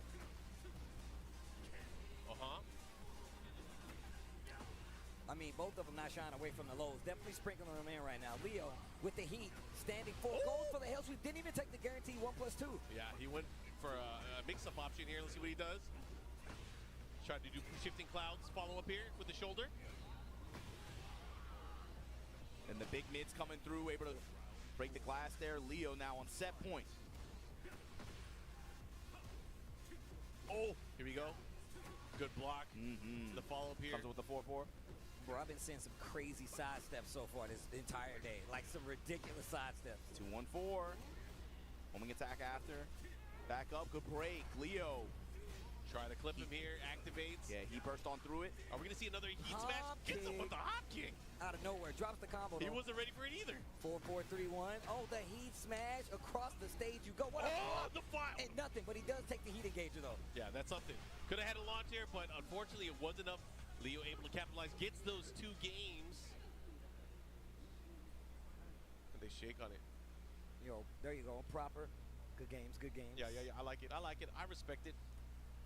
I have noticed, I think that might be like the 4th Fang match. I think we've seen. Bro, I think I've seen like 5 before we did it anyway. Can we talk to the stage manager? They've been hooking it up. Yeah. Yo, Haitani. Haitani on the classic, Chun going up against Junbi Yoshida. One of the gods. One of the gods. It felt like that, I want to say, in the past year or so. He's kind of taken a step back, mostly focusing on content creation, commentary, and he's been really active on those fronts. He's had great success. Obviously, Street Fighter 6 here, in Japan. This is Street Fighter country right now. It's great. Yeah. Also really active in focusing on the new players as well, kind of teaching them the way. I mean, remember, he was the early modern guy, right? That strong Evo performance with modern Chun. Now running back to the classic, though. Anti-air bird kick. Into the level 1. Okay, bang on it. And then set up for the SA2. Oh, here we go. What you gonna do? How you gonna deal with it? Nice Great way to get defense. out. That was godlike. And now Chun-Li on the verge of the burnout. Then on the verge of burnout, but he finds the hit, willing to leverage the cancel in the rush, and gets the confirm in the win there on that round. So here we go. Haitani now, set point. Walking him down. I like that. Just fearless walking forward here, looking for an opening and opportunity. Man. You gonna come in my cross medium kick range? Come on, let me put that slimer on you. Put that green dash. There we go. The throw. Great control here. He was ready for it. I'm not that old. Okay. Now this dude, even in his old age, his reactions are excellent. Excellent. Ooh. Set up trades there. That's a dangerous territory to play shake my hand with Chun-Li then. Right there? Yeah, right there. Oh, wow. Wow, I can't believe that hit. Butones. And look, just using the walk speed of Chun-Li to literally be like, oh, you're going to set up the departure? I'm just going to walk off the screen. And then it makes you afraid because, once again, she has these buttons that are so good at that range where you're really going to be afraid to hit. So I like the fact that once he's seen the departure on the screen, he just walked forward, man. That's one of the things that scares me the most, and it really throws me off in this game is characters with fast walk speeds. Yeah. The Akumas, the Kimberlys, the Chuns, they blow me up because it messes with my reaction because they are so fast. We saw 2 rounds and you saw Haitani just walking him down like on 2 separate He was occasions. like, I'm not scared. He's like, I don't scare, you don't scare. Oh man, but once again, and I already was talking to Obama about this. Chun-Li, one of these characters, you don't get to see him as much as you see some of these other characters on the roster, right? So it's always good to see some of the legends come out and pull them out of the bag. It feels like at the top too. Maybe at towards the top. I was gonna say it's still early on. I feel like towards the end of the days, especially when we get to top 8s, it's like what's happening here? They were just staring each other down. Okay, they're not playing. Oh, you know who this is though? Yep, I know that. Fuzzy Mizu, Furumizu. He's a legend, the man. old water. Yeah. My guy, I can see him from here. Yeah, well traveled. He's been around ever since back in the old days, traveling around. I remember early on, he started traveling internationally, made it out to France, participating in tournaments. He was in the Ultimate tournaments, but of course, just getting that international. That was early on too, Tekken 6 days. Yeah. That's when people really started traveling. Yeah, I think as he got older, he got just a little bit more locked down now, a little bit more landlocked out here in Japan. Yeah. But he does still show up to tournaments on occasion, and I'll tell you, like, maybe the last really big event with him, it was an exhibition with him and Haisha.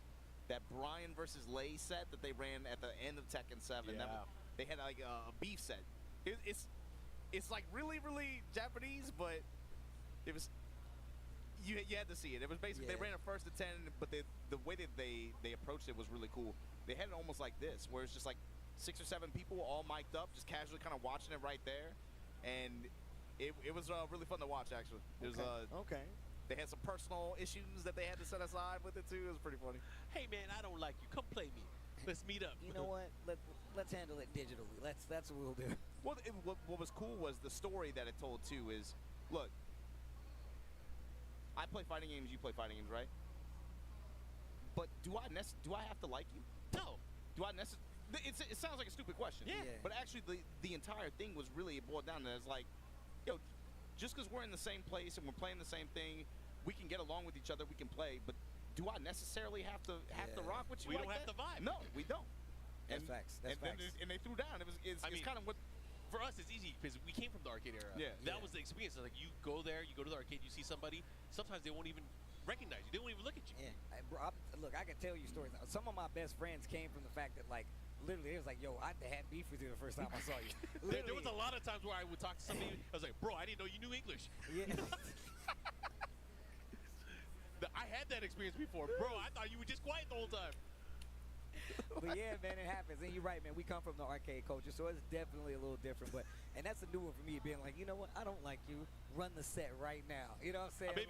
Maybe I've never experienced it where somebody says, I don't like you. Yeah. But it's just like, man, I don't like the way you play. Maybe it's that. Well, but there's a lot you learn from somebody by playing them. Yeah, there's like, so much you learn. It sounds really stupid. It sounds like really simple. But when you think about it, too, it's like, in this venue, bro, like the fact that we have thousands of people in here, not everybody's gonna disagree on the same things, but the fact that we can all gather in this roof and just play like in spite of that, you know, that's part of the beauty. That's what I'm saying.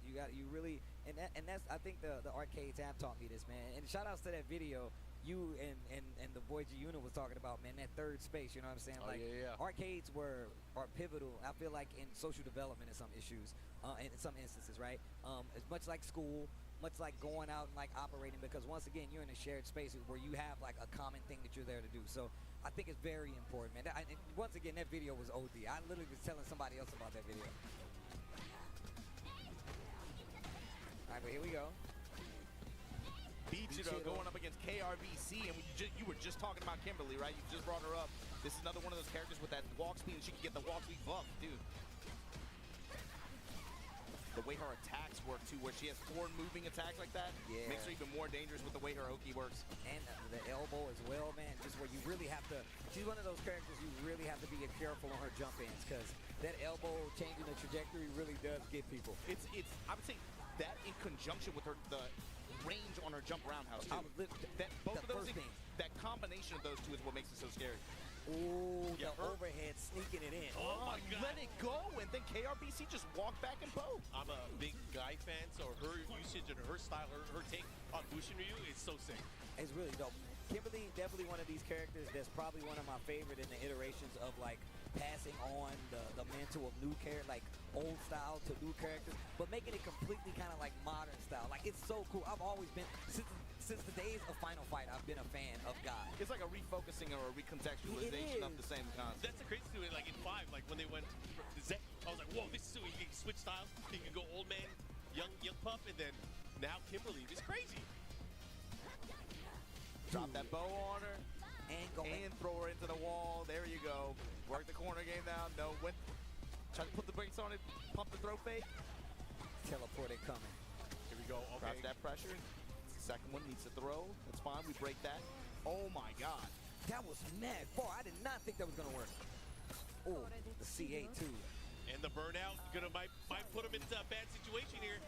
What are you gonna do? How are you gonna deal with it? Oh, they react with buttons. Had to press buttons. Oh my God. And he's gonna get away with murder here. Oh, yo, that was sick. That was sick. That was actually sick. No fear. That was so sick. The use of the bow there too to just drop her just in range to where you make it even easier to pick up.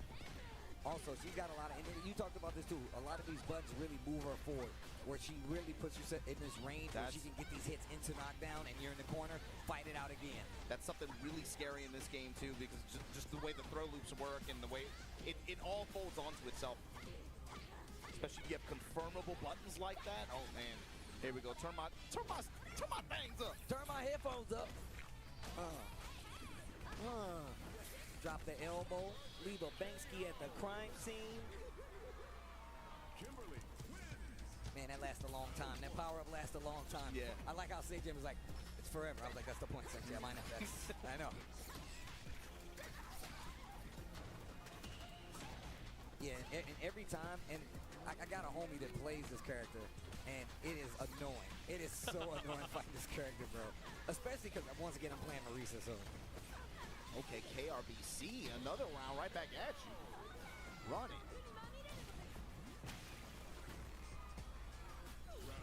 I do like this Aki, though, man. This is another one of those characters that when played properly, is probably really terrifying to a lot I thought of the people. Broski performance at Capcom Cup, he was kind of like, I think, crestfallen a little bit about how it ended for him, especially like his thoughts on his Tokido set against him. Oh, yeah. But the thing is, this is a character, the way she was built, I felt like in Season 1, I'm like, she's not quite there yet, but in another patch, the players who are playing her right now are going to get huge buffs, and they're probably going to do some damage. And then it worked out just like that, I feel like. Oh, man, going in right now. Yeah, gonna Here's the pressure. No, milk it. All right, gonna go for the damage. We'll see what the mix is afterwards. It's such a sick super. Not dead. Try the bait, and the slide. I like that. Turn it on the offense. That way, KRBC never even gets a chance to take it back. He had a really big health lead, too. When KRBC at that point, you think about risk-reward, he would have had to have invested meter probably to make it really, really painful for him. So, this time now. You need a rush loop here. Throw while poison. No anti-air. Looking to grab, crouch jab. Nice check. Overhead, and the poison is there too. 3 bars to go. Into the level 3. Yeah, that's gonna even it up. Yo, 1 game apiece.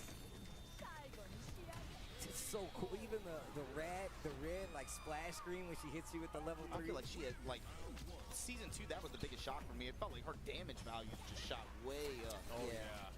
Especially early on. Here we go. It felt that way. I don't know if it works out that way in the numbers, but it feels that way. I mean, the thing is, like, she has like these crazy instances where, like, obviously she puts poison on you and you literally have to like fight for your life. So it's draining a life bar consistently, especially if you're playing a really good one. Yeah, that dog damage just really adds up. And look at this, out of nowhere, having to get away from this really tricky situation. Pichiro has to run it. Uh-oh. Not seeing any There's no way he would get thrown again. No drive mechanics, and then you finally in the EX slither. But also, like, when you get in those situations where, throw loop is there, like, I am a fan of the say jump. Sometimes you literally take the throw. And you really have to gauge how much life you have, of course, before you take said throw. But a lot of times, a lot of times it's actually just worth it to take the throw, take the guess on wake up, and then try to get your way out, not just keep trying to take it. All right, here we go. Decided to use all of the drive gauge and the super. So these rounds are going real fast. It's 82 seconds almost still left on the clock right here. Can KRBC clean the plate though? 1 interaction away from closing out, but you are in burnout. Oh, you gotta hold this. Tries to hit a button. Tries to go for the interrupt. A lot of people like to go for the crouch jab. Oh my God! No counter. Yo, this potential comeback not gonna happen. Yo. Yeah, he was in flow state. He was in flow state. He wasn't paying attention. I could breathe that again. shirt go crazy. That's an Obama shirt right there. What's that mean? What's that mean? What's that mean? It looks like a curtain or something. No, I'm just saying it looked like something you would wear because it's cool. I did like it. That's what I'm saying. That's your speed, okay? I'm just. What's that mean? I like flannels with animals and nature on them. Oh, that was bars. I like flannels with animals. That sounds like a dating app, like profile. Anyways, facts. That's facts. Fuzzy Mizu going up against Fags. I know too much now. I like flannels with animals. Yo! I don't know, man. I like the animals. That's bars.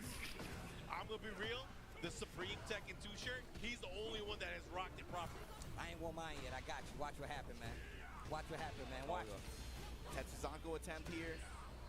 He is utilizing those evasive shoulder attacks. Now having to deal with here. What's he gonna do?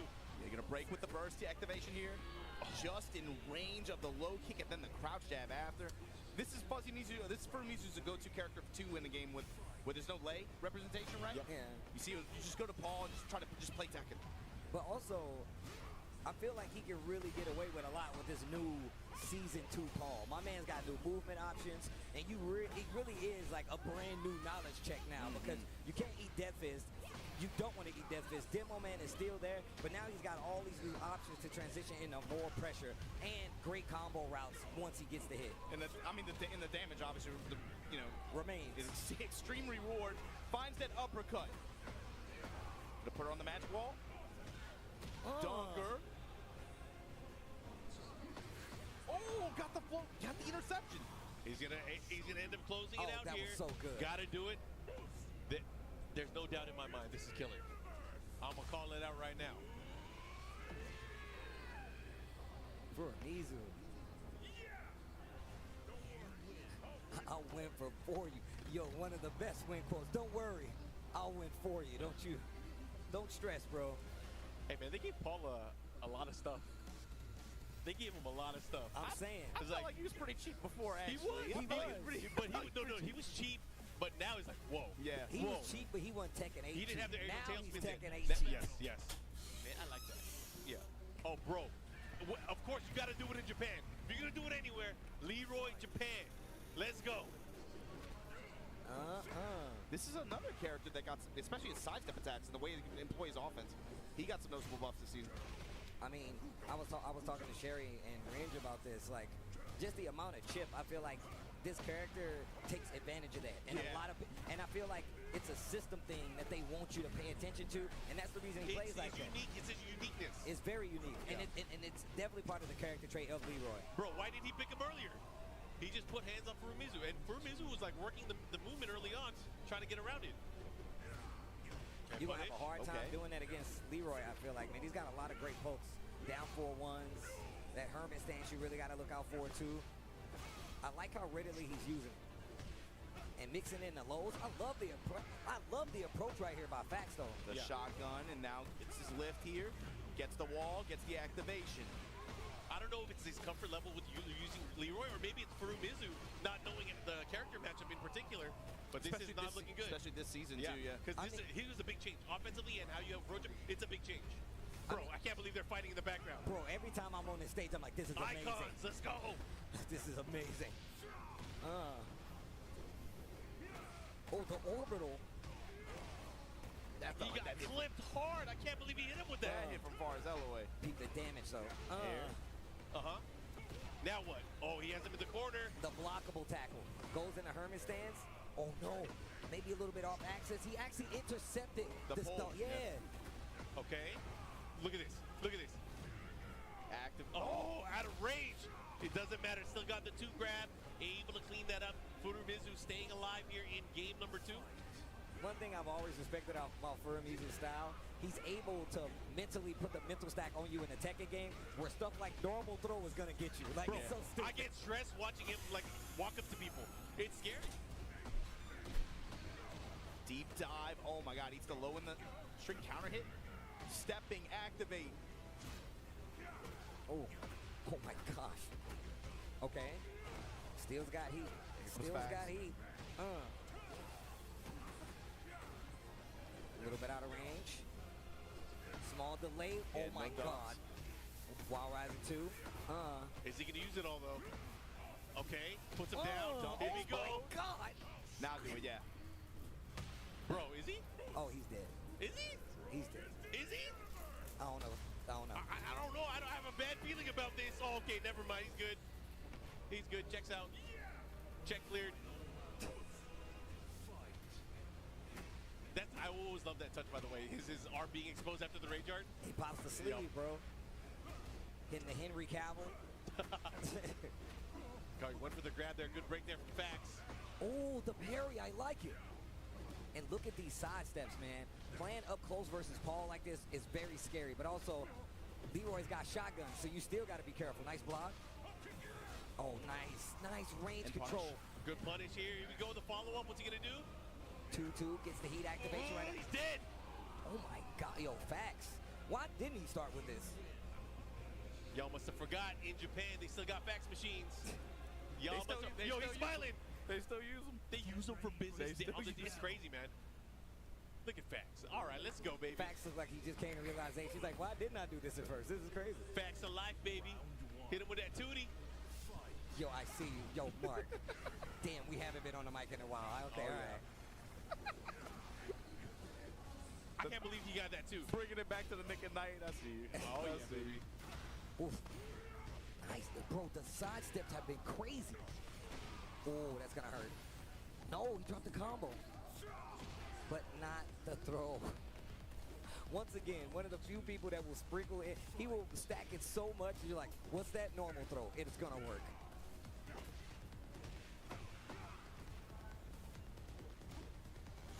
Okay. Jab touch walks right into the orbital again.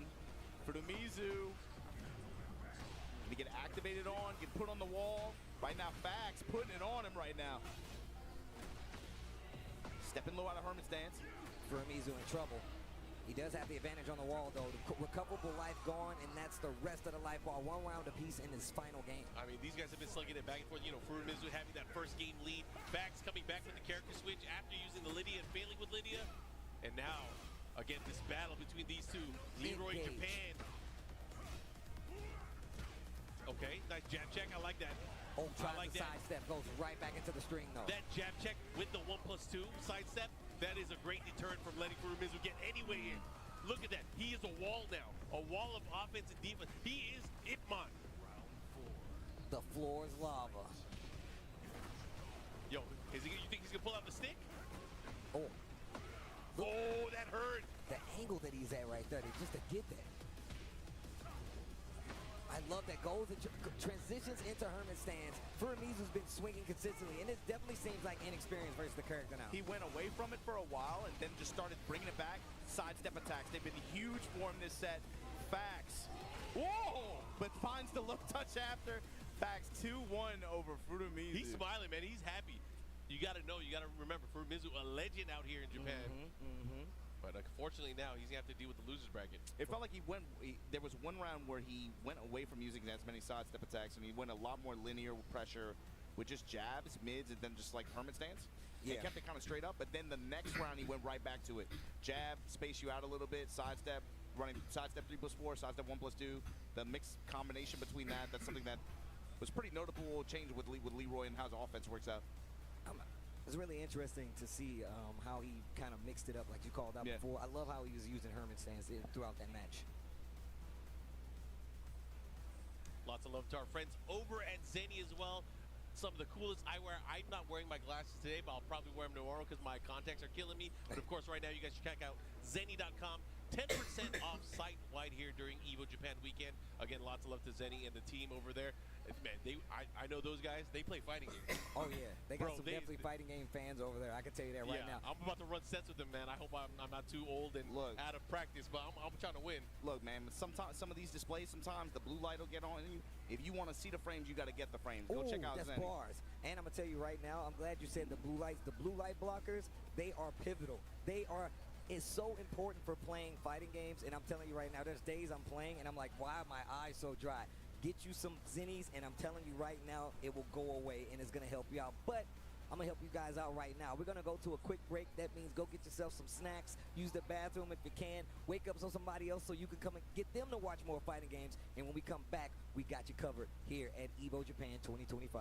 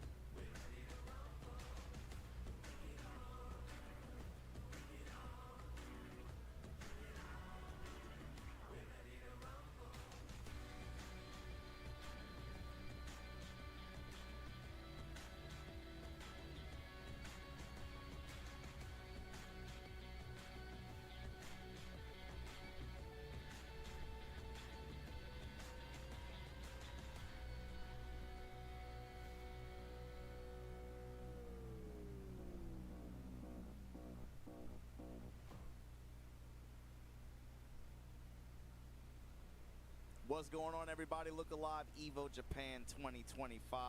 Maj Obama here, joined by Virum and the illustrious Hell Pockets. I'm one with the couch right now, brother. Look, You know. you one with the couch. Look, you look like you're having a good time. I'm glad we got Virum back out here. It's been what, 5 years? Last time I saw you, the world was a little bit COVID. Let's go with Yep. A little bit different. I just gotta say, man, we just did a shift with Mark and Steve.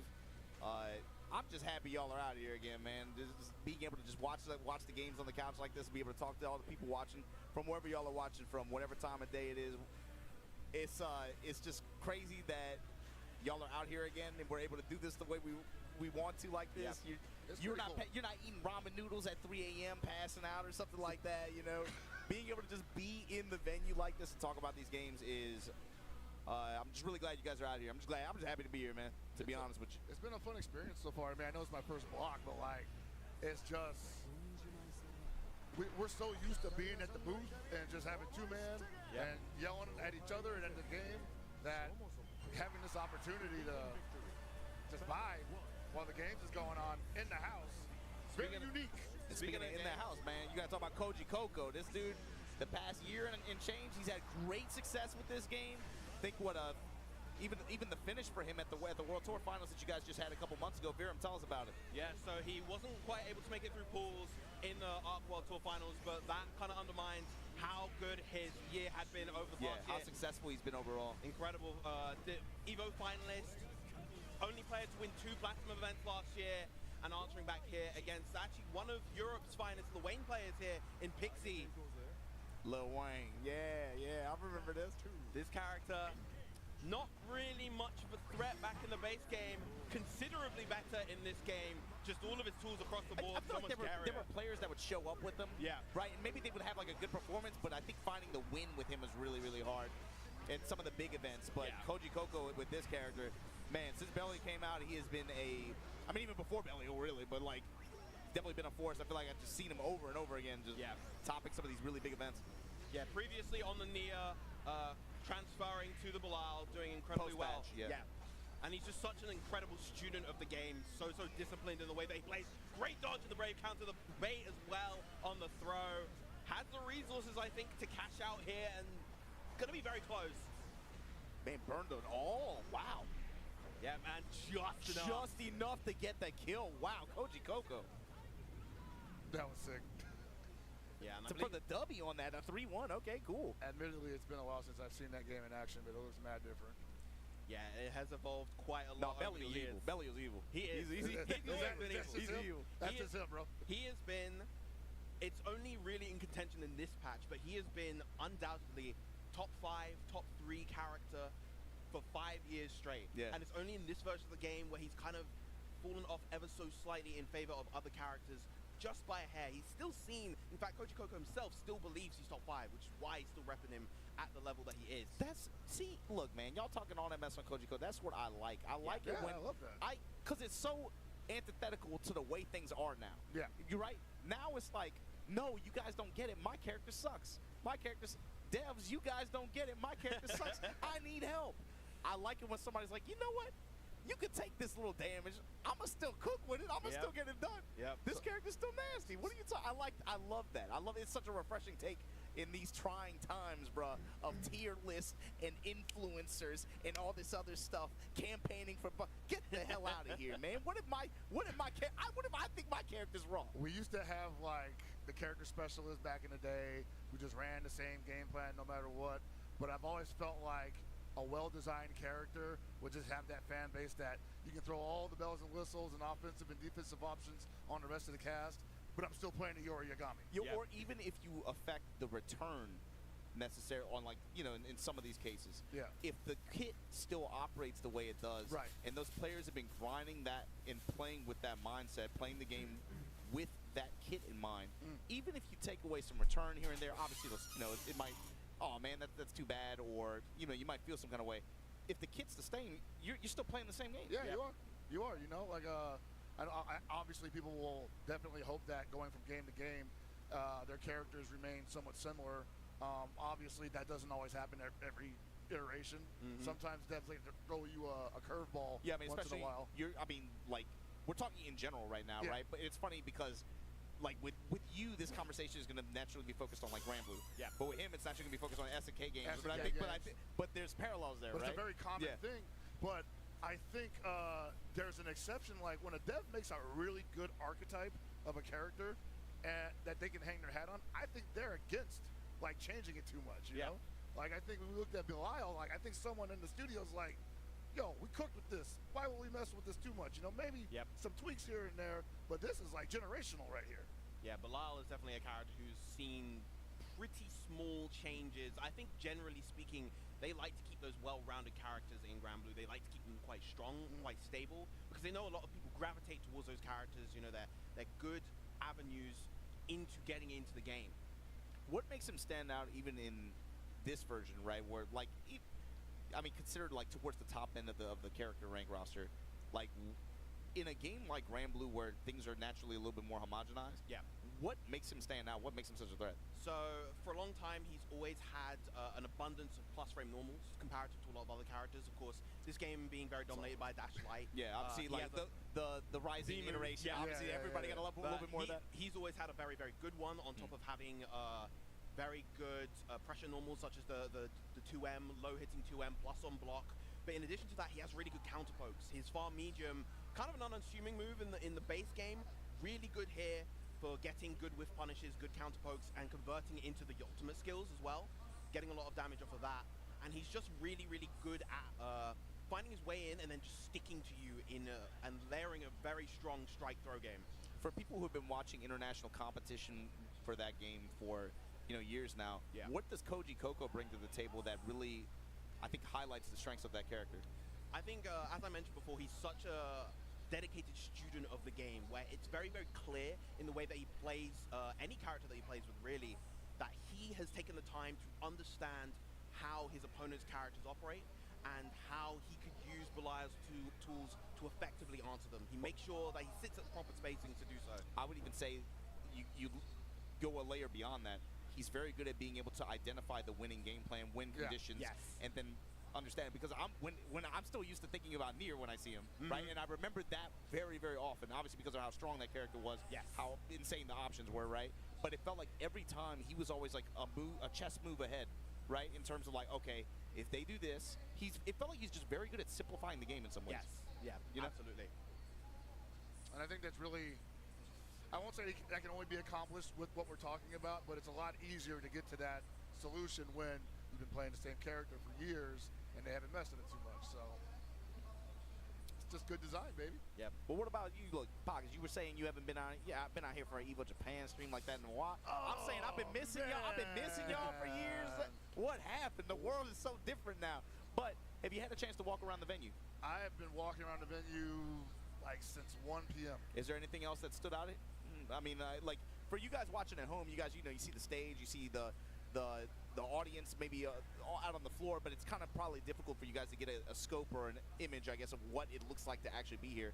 Why don't you tell a little bit about what you've seen? So this is actually my first time being at Evo Japan in this venue.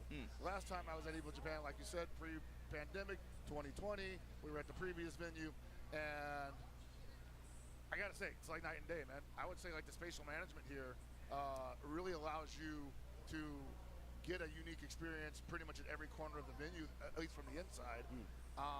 There's a 6,000-man tournament going on right here. You know what I mean? Yeah, and I'm like, you know what? I actually got to commend them for like corralling them dudes all into one spot, because like usually when you got like a 1,000+ man tournament in a big venue, them dudes is all over the place. Yeah. You know what it is too, Hell Pockets, is like, obviously we're talking about the Street Fighter 6 tournament, which has over 6,000 entrants, of course, but also the other events, right? There's like a near 1,000-man Tekken 8 tournament, and then when you add all these other games on top of it. But with regards to Street Fighter 6 and the impact that game has had here, you have a mix of players who are new to this kind of event. Obviously, because events in Japan, I'd say there's a lot of online ones, obviously, but there's a lot of offline ones too. Even players who are new getting into this game, they've been able to pick up experience along the way. They've had a lot of opportunities. Obviously, there's going to be a lot of people here who are here for the first time and something like this. But there are a lot of people who are new, but they're by now at events, seasoned veterans. So a lot of these players have been kind of trained in terms of tournament etiquette and just attendee etiquette. in a lot of ways, you'll notice. Oh, most certainly, yeah. Like, I'm really impressed by it. And also, the side tournaments have been great. Definitely enjoying the side tournament over the SNK booths for CLTW. But speaking of which, we got KO 15 on the screen right now. And we've got Akira. We got the Clarkus, man. Big Clarkus. Big Clarkus. Mada Muda. Trying to run the sweep on kill From in the corner. Korea. All the way from Korea, Yeah, huh? he's the DP. Akira from Japan trying to represent here. And so this is actually for a qualifier spot. Like, we are in the middle of the SWC season for KOF 15, which just got that nice cash infusion of what, 500K for the winner. I know some people dusted off the Sam show. Yes, like, my old friend. Giuna was telling him, like, hey, I know you guys is nasty at these games still. Don't act like you're too good to get up. Get back the in. chase down and the drop and, man, putting the bows on him. There you go. Clark, one of those characters that I think SNK, they can't nerf him if they want to, man. The game plan is just too strong. And I'm glad, because he's fun as hell in this game, man. He really is. Like, they tried it, and it was just like, nope, cannot mess with the I B&B. wish you would jump, bro. I really do. I wish you would jump. Oh, man. I wish you would stay on the ground. Akira's I wants to wish mini you would model. eat this knee. Akira wants to press a button right now, and he's going to get an opportunity to, but look how much life is going. Oh, no, you're dead. Hold on. One more. He's out of the corner. Tackle, but he's in a DDT. There you go. Drop the bows on him. Safe jump. He's got the spin some meter here. He cannot be too frugal here. Those buttons are too strong. The big C's checking him out of his hop attempts. Yeah, he's got a nice vertical hitbox on that close C. Oh, you saw him trying to get the far C there to interrupt. But there you go. Akira able to get him out of here. But at what cost? Yeah, he ate a lot of damage in the process. That's the cool thing with Clark. I feel like, man, it's so easy. If you get your one chance, you can put some damage on him. So, like, last year, we saw ET running the Clark against Shanghai and how uncomfortable that made Shanghai in the grand finals match. That character just destabilizes He has the a game. power. He has a power. And in this game, specifically in 15 too, he's just bad fun to play. No, he's super fun to play, and he gets to duel a lot, too. Yeah. You know, like, a lot of characters can be fun to play, but sometimes they got to wait their turn a little too frequently. Mini Mario definitely one of those characters that never really has to wait their turn. But once it is their turn, the opponent doesn't get to do anything. Clark gives you a chance to get out, but he wants you to think you're getting out. You're really putting yourself in a corner where he wants you. Manabuda with the Ralph, though. A lot of damage on the board here. Yeah, want to leverage a lot of gauge for that. Dive bomb. Totally worth it. And he might not have to take any damage here. There we go. I like it. Wow, nice. Good recovery here. Save the bar, too. Gonna go in with what, this time Shermie now coming in with 4 bars up against his Ralph with 2. She can put it on, brother. Oh, yeah. She's nice. Great jab check, though. Not willing to let the Ralph. Yeah, there it is. There it is. Extended that hurt box. How she hit you from the other side like that, man? Yeah, I think he might have been throwing out a low A, which extends his hurt box just a little bit in the back. And now he's going to eat about 80% damage for it. He's all right. He's got 2.5 bars Mia here. Esposa. Oh, my God. Clark not really that good at opening you up, though. He's going to look for that really opportune down C boss. Oh, yeah. Not a lot he can do there. That was some real grown woman damage coming out from Shermie. Oh, yeah, she's a juggernaut, man. She put it on, brother. And that's what I'm saying. Like, they've been giving her that since the game came out. So yeah, that's the thing. That's the beauty of it. It's like doing the same thing that she's been doing for 3 years. Absolutely. Build like a buzz, his like a train, though. Yeah. Well, especially putting her in the back like that when you have the benefit of all the bar to dump with her. You saw it's very easy, bro.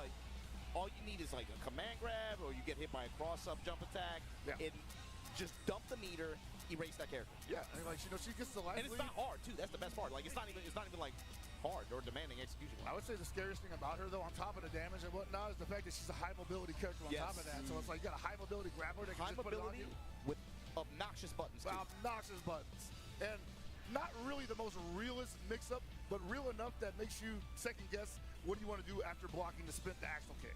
So there's a lot she can do from many positions, but her on anchor, 4 bars, forget about it. I like the simplicity of it too. You don't have to like think too hard. It's not too demanding or execution-wise. It's very like, was I correct? Okay, dump. You're looking for like 1 or 2 things, and it's a very high percentage those 2 things are going to hit. All right, we're seeing Kyo come out here. Kyo had a pretty good run for a while. They tuned him down a little bit, but I heard through the grapevine, I'm hearing the rumblings that the current season Kyo might be the happy medium. Personally, I don't think the nerfs were enough. I think the Rekkas are still extremely powerful. I think he controls a lot of space with that. The jump down C is still strong. The far D is amazing. Kel is pretty much, I mean, he's not crazy. Yo, can I fanboy for a second? Go for it. I love this stage, bro. I am such a sucker for this stage. Especially, I love the POWs with the 4 frames per second dance in the back. I'm sorry, I love it. I'm gonna say this monitor's making it look pretty smooth, actually. like, bro, look at him. He's getting a little two-step in. Go ahead. Oh man, gotta get him in before the night ends. Love the fella on the roof. You see right now, Akira just playing it nice and easy, not allowing this Clark to do anything fun. Really good success on whip punishes. He had a counter hit jumps, stand C rather. My crew with the air to hit a contest. So when you're dealing with grapplers in this game, the safe space is up, is in the air. Yeah. Unless you're playing against Oyashiro, then you're in trouble. But the thing is, Clark, that jump jab, that jump light. Yeah. And then with the anywhere jungle properties, is like, would you take that or command grab on the ground? Right? I mean, but that's the mix, right? It is the mix. Like, what do you want to get hit by? Oh, that's right. I like that challenge. All right, and Mata Mudas right now probably does not want to get too overcommitted here. Already had to spend some meter to get the kill off him, and I like the dump there. Get him out. You're going to have about 45 seconds left on the clock. That health is coming back. You got a bar and a half. You're in a mirror match, but it might as well be the first round all over again. Nice. Committed to the dog. Got the crouch be punished on the land.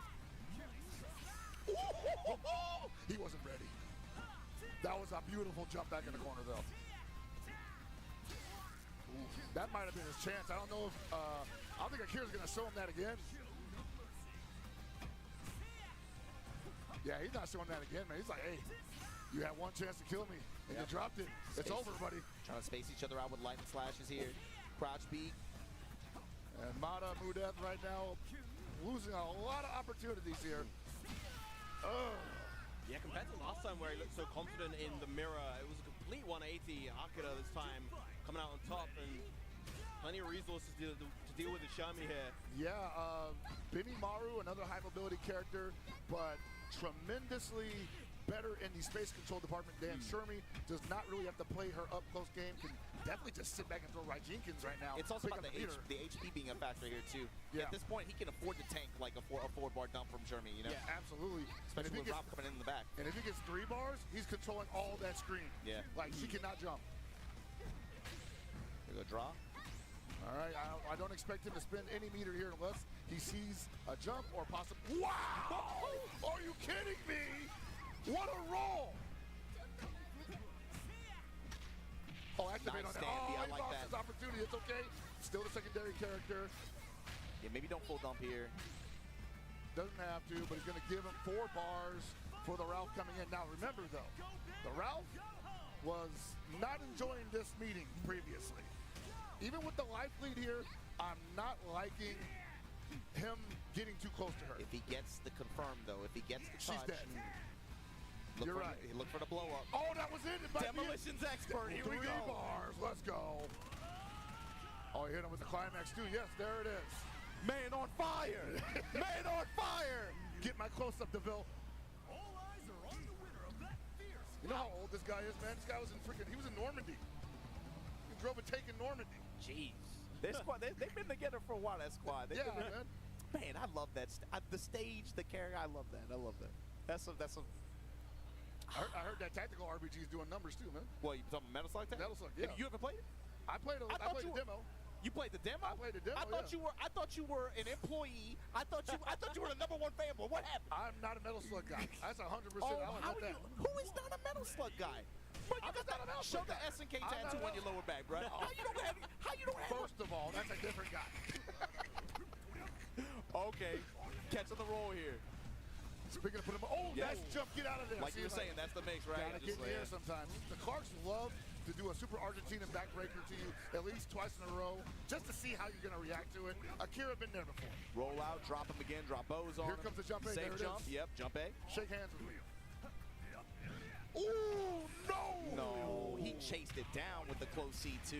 Yeah. Drop bows on him again. Not in a lot of trouble here because Clark can't hold the corner that well. He wants to get that interaction in his favor immediately, and he got it. Roll out, baby, roll out.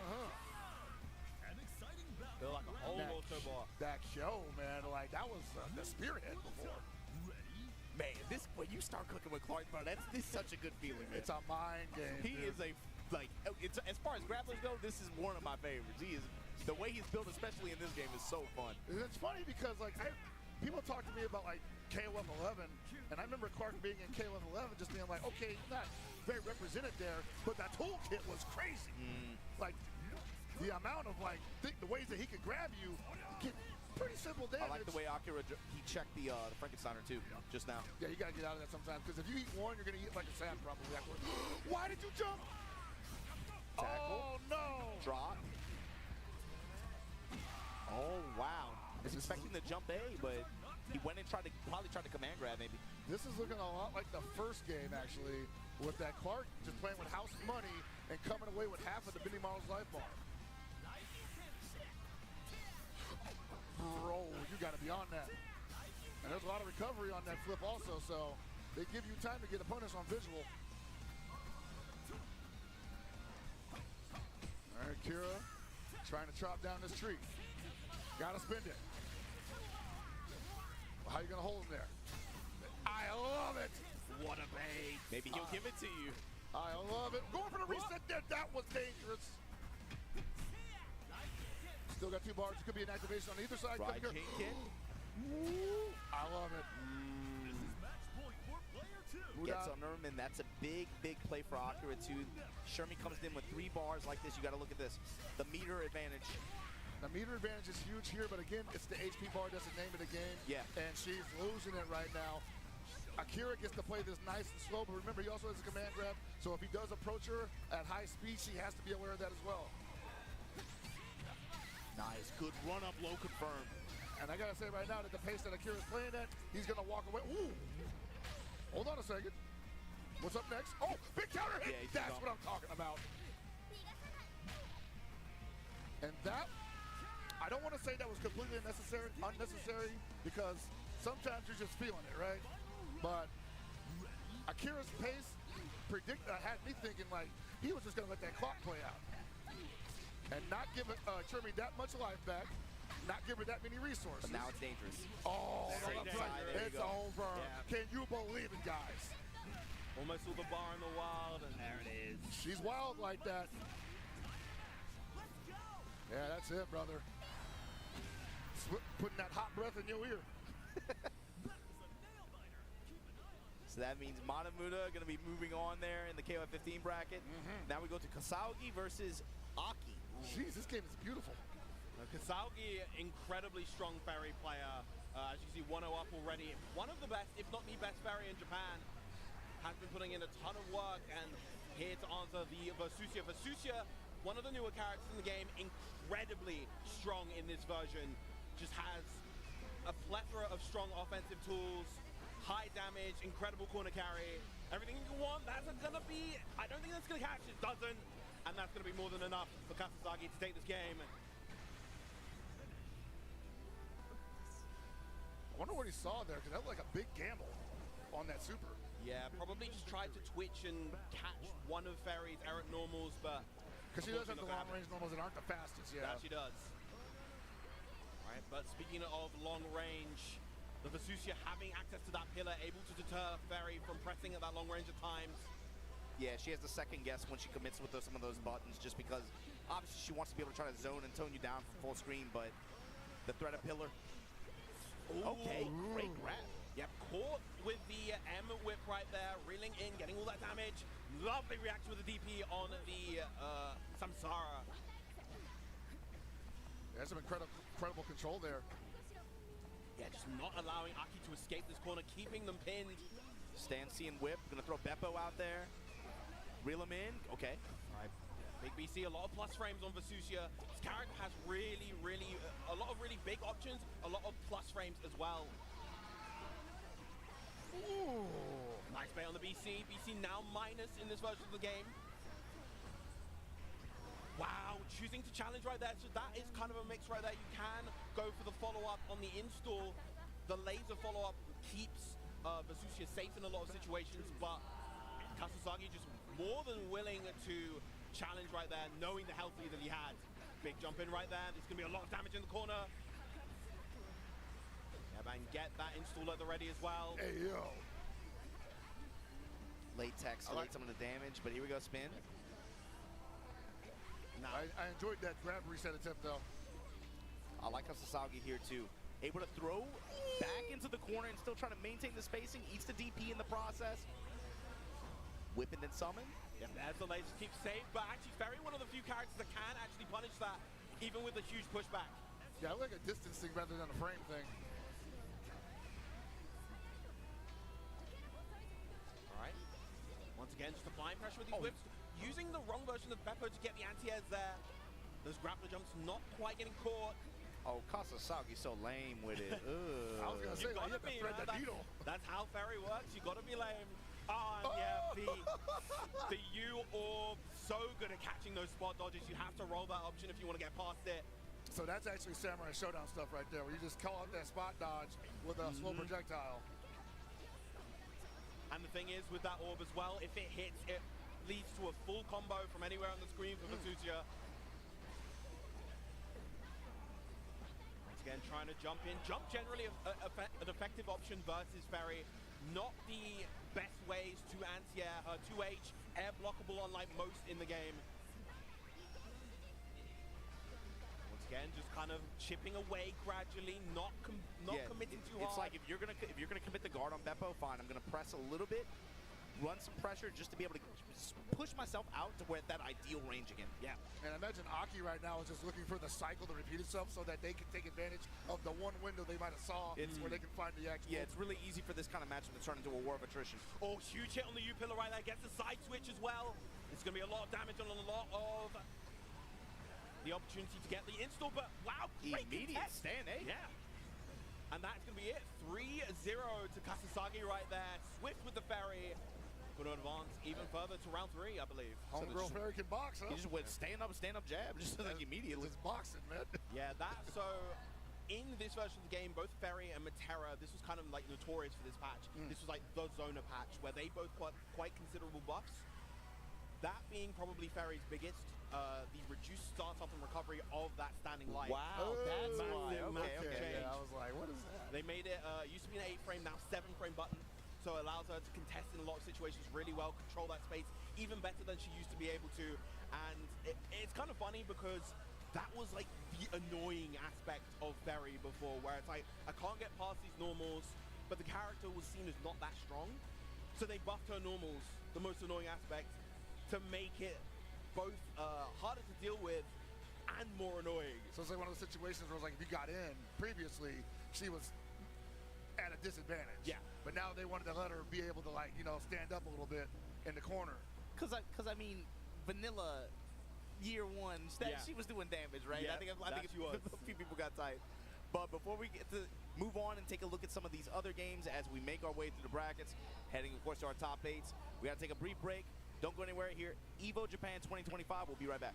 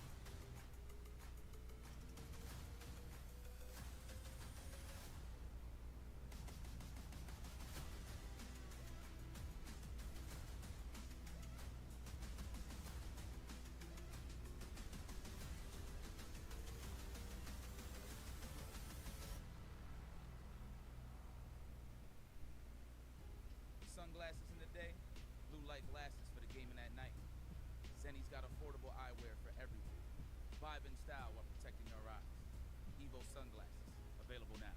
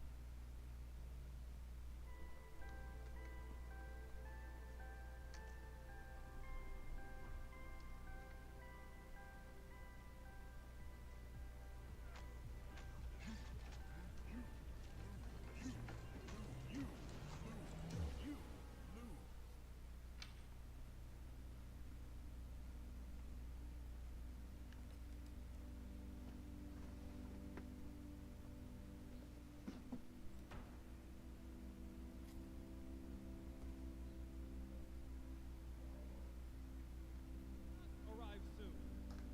However, they are arriving now. Production, where are we going?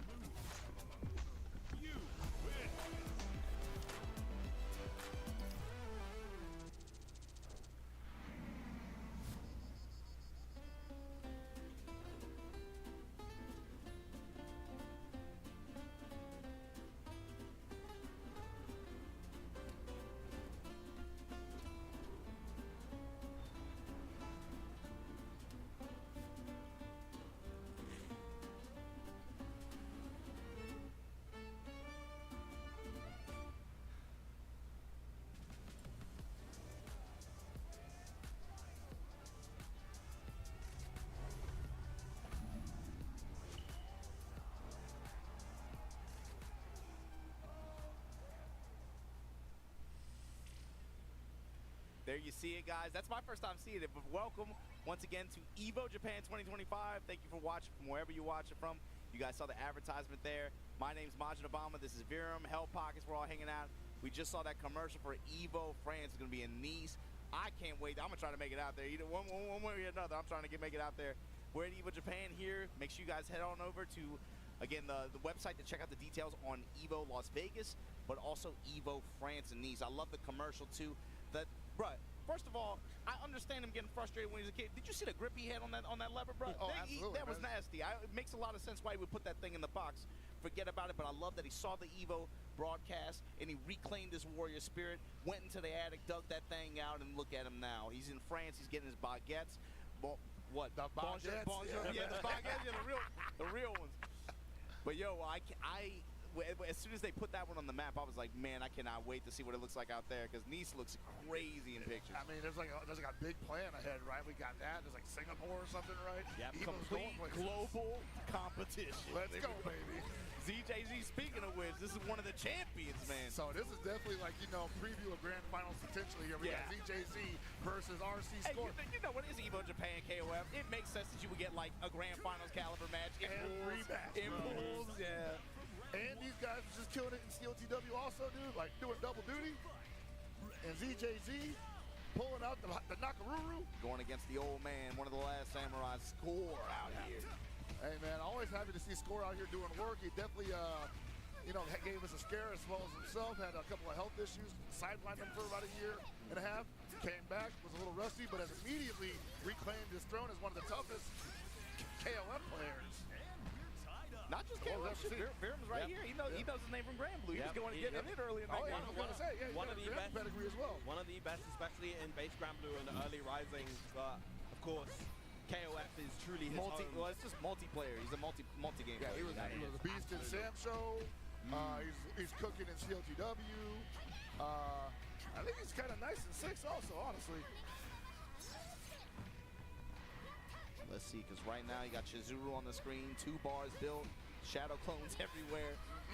Trying to space out this Nakaruru. You know, we talked about characters that you try to nerf, but they just seem to keep on coming back. And Chizuru's definitely high on that list because her change list every patch is pretty long. It's like a page every time, It's like a page right? every time. And then like, but she's still doing the same stuff, man. Like, coach, I don't know what you told me they got rid of this. Yo!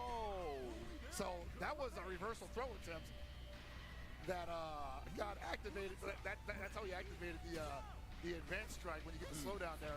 It's because someone tried to mass throw on you, which is a crazy situation because you usually only do that on wake up.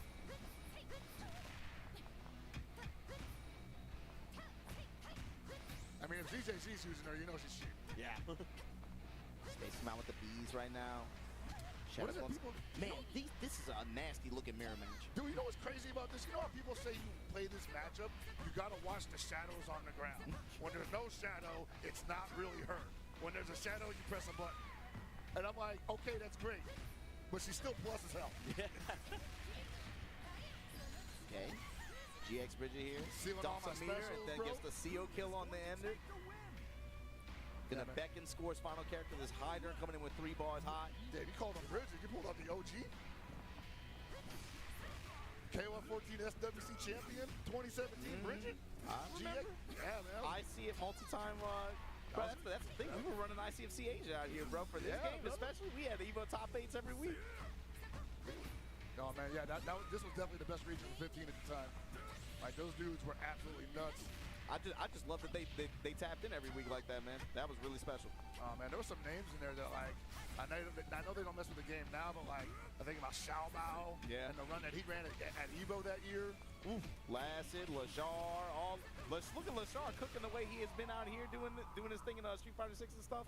Man, I just remember him tapping in every week, and people were like, "This brother's internet is terrible." I just remember people getting mad. But he was doing his thing in this game too. No, he was cooking. Yeah. He was wild in this game.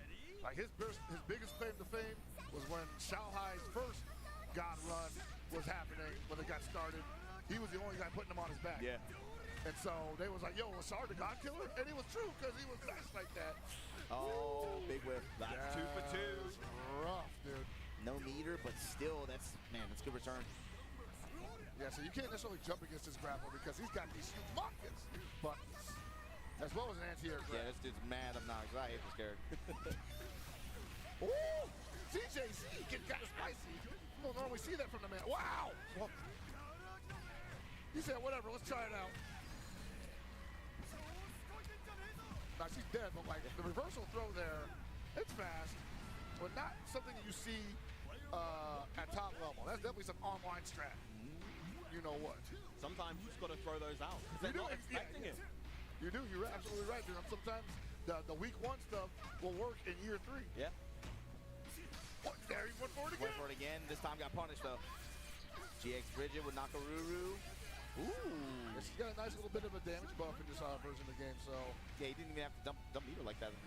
And she's got, I think, I'm gonna say it, the best DP in the game. It's fast as hell. It punishes a lot of buttons that a lot of other DPs can't punish. And because of its range, it's like you can't just run game that works on most of the cast because they don't have the range to punish it. The horizontal coverage is something fairly unique about it. Yeah. Ooh, too far away for the punish there. Oh, interesting idea. I wasn't watching the shadows there. I would have got mixed.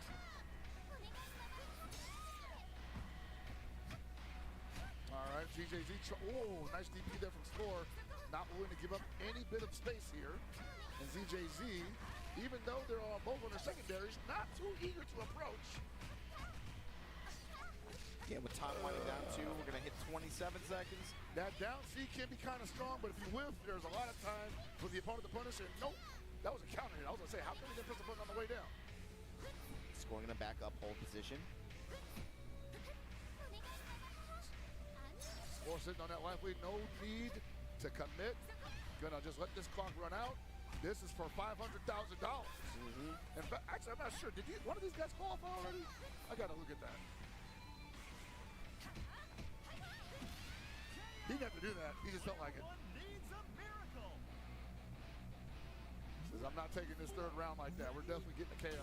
Well, you got to think too, especially, I mean, if it's about SWC qualification spots, this is still a big deal for somebody else, even in that event. Oh, even certainly. if both of them hold tickets. Like we were talking about at the beginning of the block, we were just like, there's a lot of people who they saw the 1.5 million for COTW. They're trying to tap back in. But they're also just like, hey, could be 2 million. Yeah.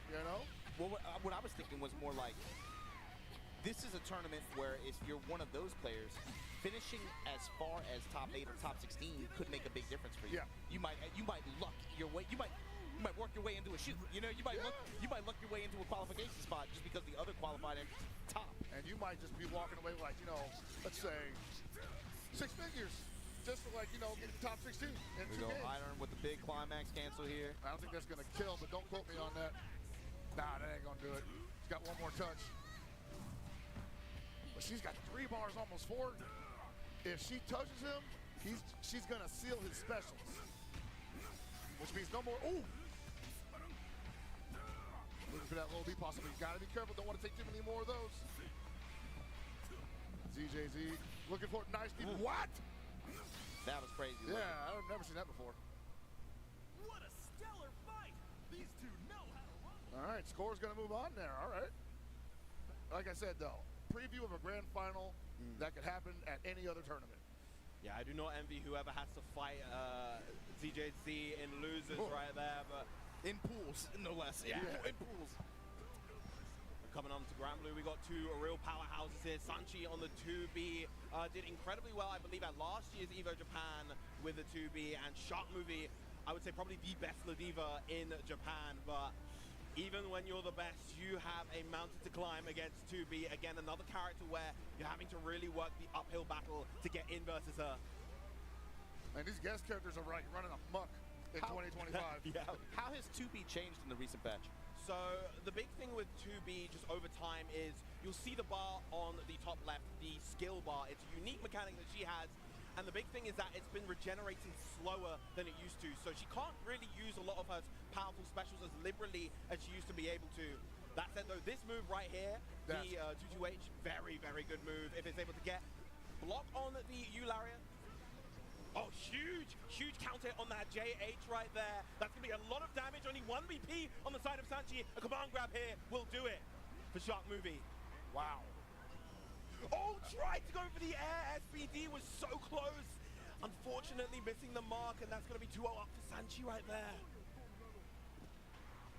I gotta say, I mean, we've been looking at pretty strong grapplers the entire block, and I definitely thought that was going Shark Movie's way after that series. Yeah, Ladiva she's still seen as one of the weaker characters, but she has such good snowball potential, especially in this version of the game.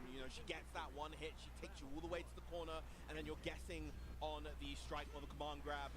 It's almost always better to take the command grab. Unlike a lot of the other grapplers that we've seen, you don't want to take Ladiva's strikes. They are brutal, as we see right here. And that's without not even a ton of resources here, so jeez. Yep, catching the jump, trying to avoid the command grab. This is all the damage that you With the take as a result. SPD, what's the guess here? Again, catching the jump to avoid the command grab. Shark Movie so on point with the strike game right now. That's some nasty RPS. It's the same read from earlier. This time he just had the normal to check the jump early preemptively. There was a version or two where this character was considered like really, really strong though. Yeah. I remember. Very, very early on when she had the 50-50 mix off of the auto combo before. That's what it was, yeah. Yeah. Oh, crouching under the lariat. That is, of course, the go-to counterplay. And now you're stuck in the corner against 2B. This is a very scary position to be in versus this character in particular. That 5H of hers, so difficult to contest. It's incredible space control, pretty much. And you see Shark Movie trying to be kind of preemptive with these normals, the 2Ms, as well as the far lights to try to whiff punish or counter poke and convert. But big 5H from Sanchi. Gonna take Shark Movie all the way to the corner. So yeah, quite a bit of time there to actually press the button too. A lot of recovery on that button that the Ladiva threw out. Yeah. Right, again, contesting with the 2M here, and once again, it's gonna be corner to corner for Shark Movie. Damn. Now this might be where we start seeing the command grabs. The jumps have come out. Oh, Good block from the BC. Yeah, this is one hit away from death for both players. So my girl got a guard break move like Ladiva. She got like a guard break in a corner or something. Well, every character has the brave counter to guard cancel. As whiffing, that is such a classic for Ladiva. You're on 0 BB. This is comfortably gonna kill. Shark Movie getting a game on the boards. Call that the okie doke. Yep. It's either that or the roll into the SSBA. That is the strongest SSBA in the game as well. And one of the few that gets a damage boost, an additional damage boost with the technical input. Usually in this game, they made it so that technical inputs don't have as much of an impact as it did in base game. That was a major change in Rising. Yeah. But the getting the 720 motion is a particularly rewarding one for Ladiva. And yeah, just Shark Movie trying to play at this range where he can effectively whiff punish and attempt to go for that 5H. Another big 2M again. Delays on the headbutts to get as much corner carry, as much damage as possible. Now that hits it hard every time. Out with the air SPD. Where are you going? Again, the HSPD on the 1VP. Damn. He's shown that he wanted it for like 2 games now, right?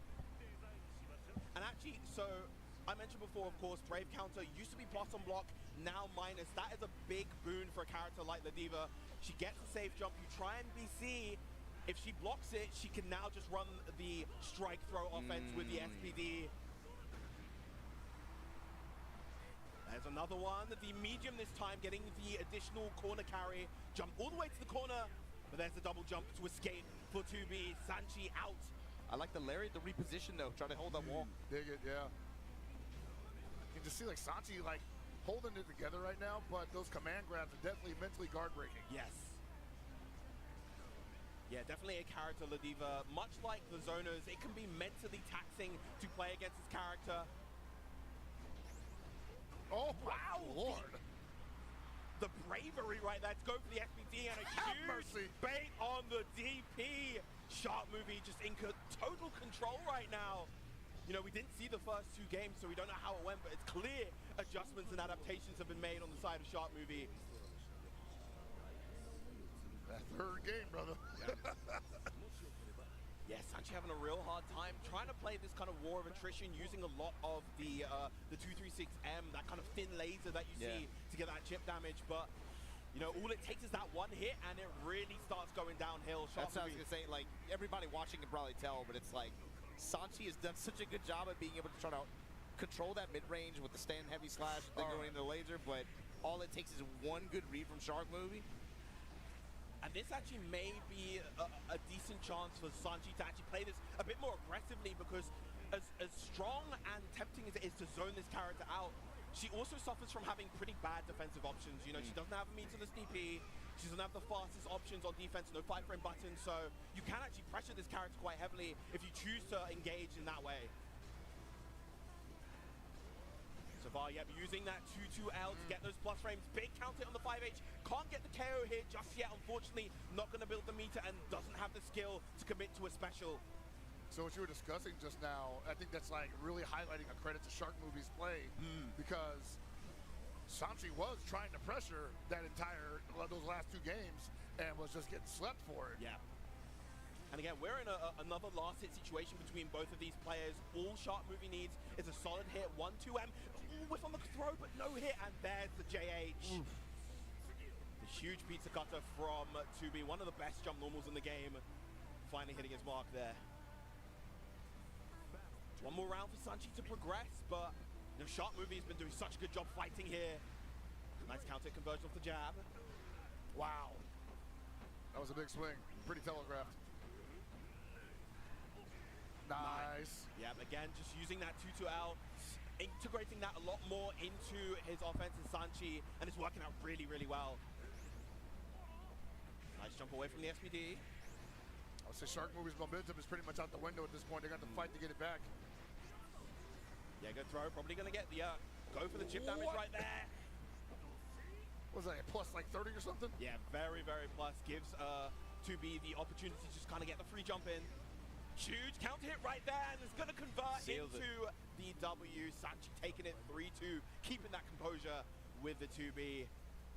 Yeah, it really highlights how difficult that matchup might be for Ladiva right there, because she couldn't, I won't say she couldn't do anything, but Sanchi just took away that scenario where the Ladiva was finding all their success. Yeah, very, very suffocating situations towards the end right there. You know, we saw a lot of attempts at these sorts of air reads as well. We saw some successful from Shark Movie. We saw that big air SBT, but it's really tricky to engage in the air versus 2B just because she has the double jump, the delays. The double jump, the flow, as well as that massive jump heavy that just covers all around her. Really, really difficult, but that was a very back and forth set regardless. Definitely looking forward to seeing how both of these... That's one of those, like... one of those characters, I mean... the kind of set where it's like, man, first to 3, you know, that makes it like a little bit more tough, a little bit more difficult for the Ladiva players to, I think, find consistency probably in that kind of matchup, especially in tournament like this where you're going to run into a lot of, I would imagine 2B is still pretty popular, right? Relatively less so than she used to be, but the thing is... She was like a plague before, I remember that. Definitely, when she first released. But the thing is, as I mentioned before, this is a much more zoner-heavy meta, and as you can imagine, that is not good for Ladiva. We're seeing a lot more in terms of the ferries, the Materas, that really give Ladiva a much harder time. So she's definitely, even though she's received some nice changes through the system changes and direct buffs, she is still kind of struggling. But you know, when you're good, you can make it work. Well, we got to get some more we got to get some more matches on here, right? Right, we're watching a 6,000-man Street Fighter 6 tournament, TEKKEN 8. We just saw some Granblue as well. But before we get to our next matches, we're going to go to a quick break. We'll be right back with more Evo Japan 2025. Don't go anywhere.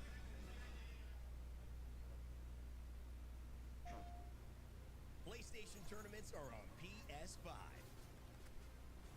featuring the biggest games, more players, and more ways to win. Get ready to compete on a global stage with new and exciting daily tournaments, all at the press of a button. So whether you're a seasoned competitor or just starting, come for the challenge and leave with glory and incredible prizes. It's time to join the competition. Sign up now on PS5. PlayStation.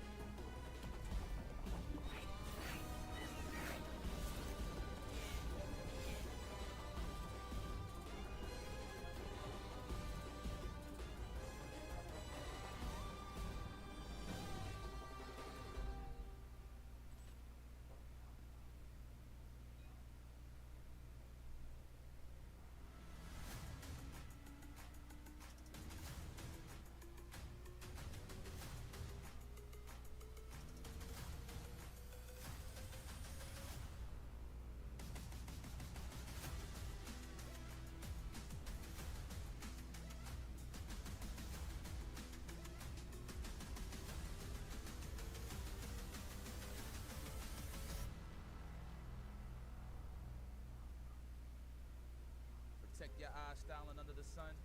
Blue light glasses while you're gaming, having fun.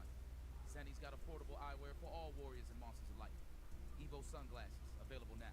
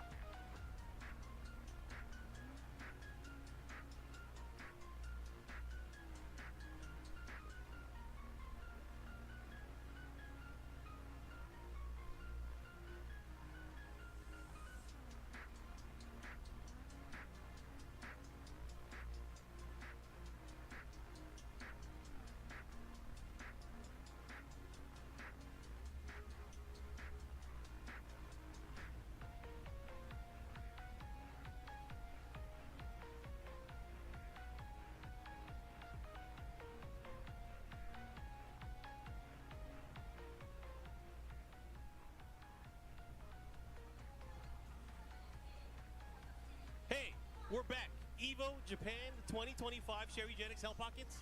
Mark, man, what's up, guys? How's it going? It's going, man. It's been a fun-filled day. It feels like a lot longer than it really has been, but we're getting towards the end of day number 1.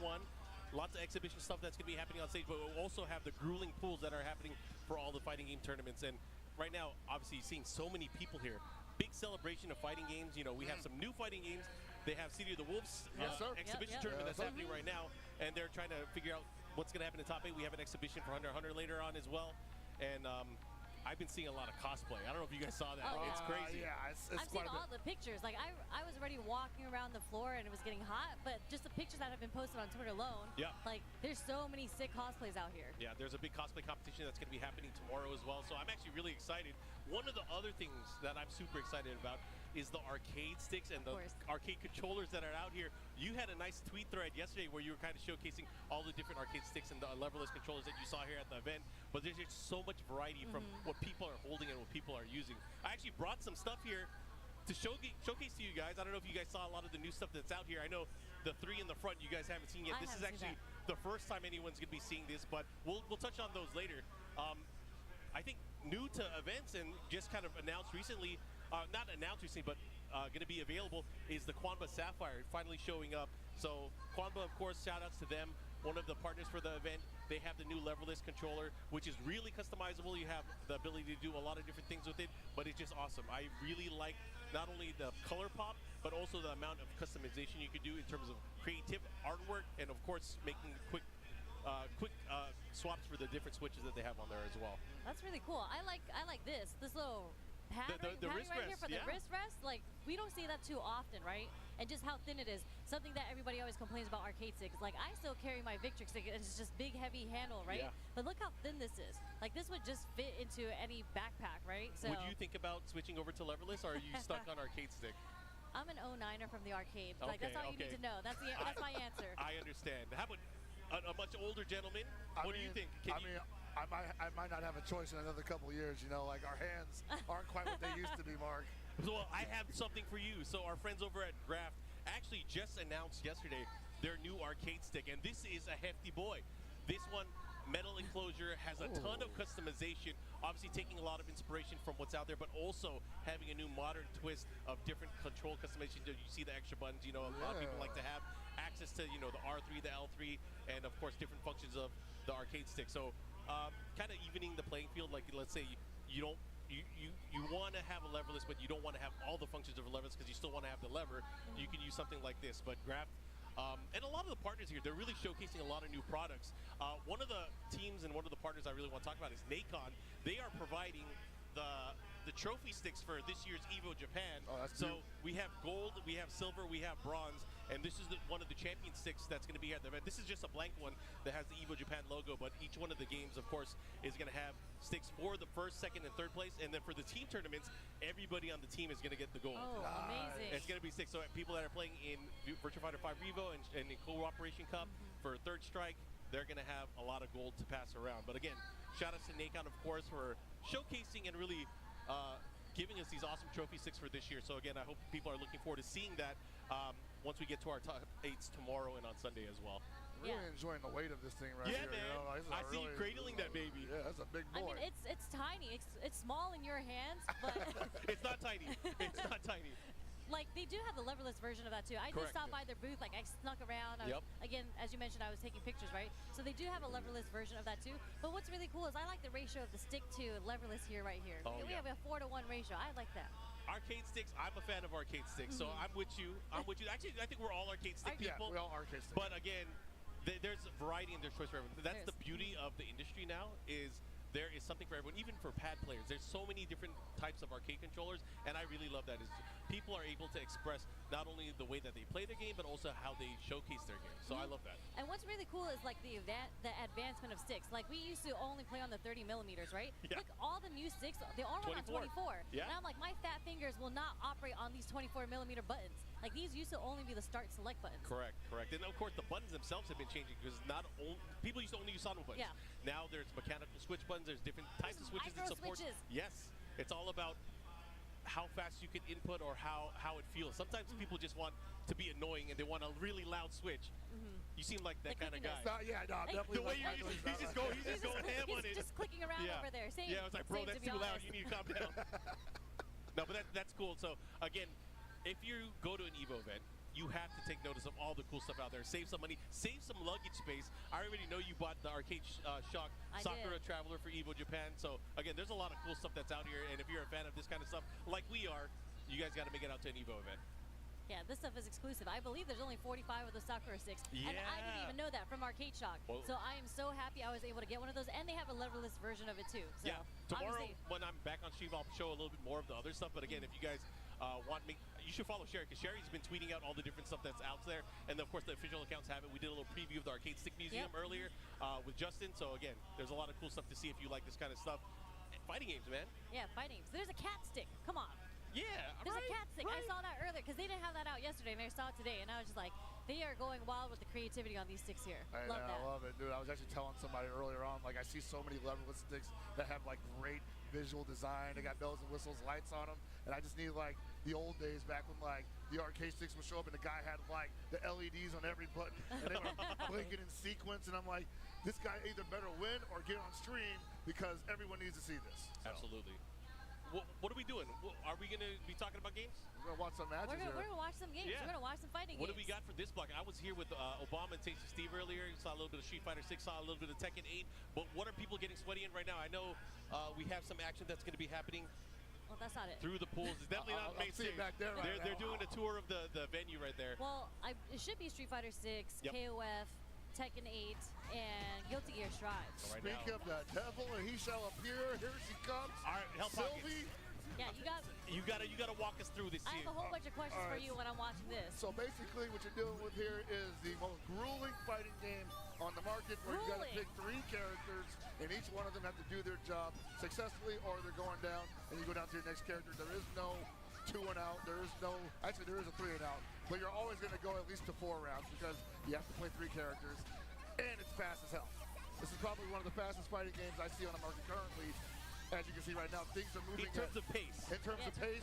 In terms of just raw data on frames. Like, we're talking like 3-4 frame normals and whatnot. You know, usually like the average now is like closer to like 6 or 7. I think KOF like goes more in the old school of like closer to 2 and 3. Not actually those numbers, but we are in the 4 frame area. Yeah, so something that I noticed about KOF that a lot of players are good at doing, or they just do a lot of, is jump.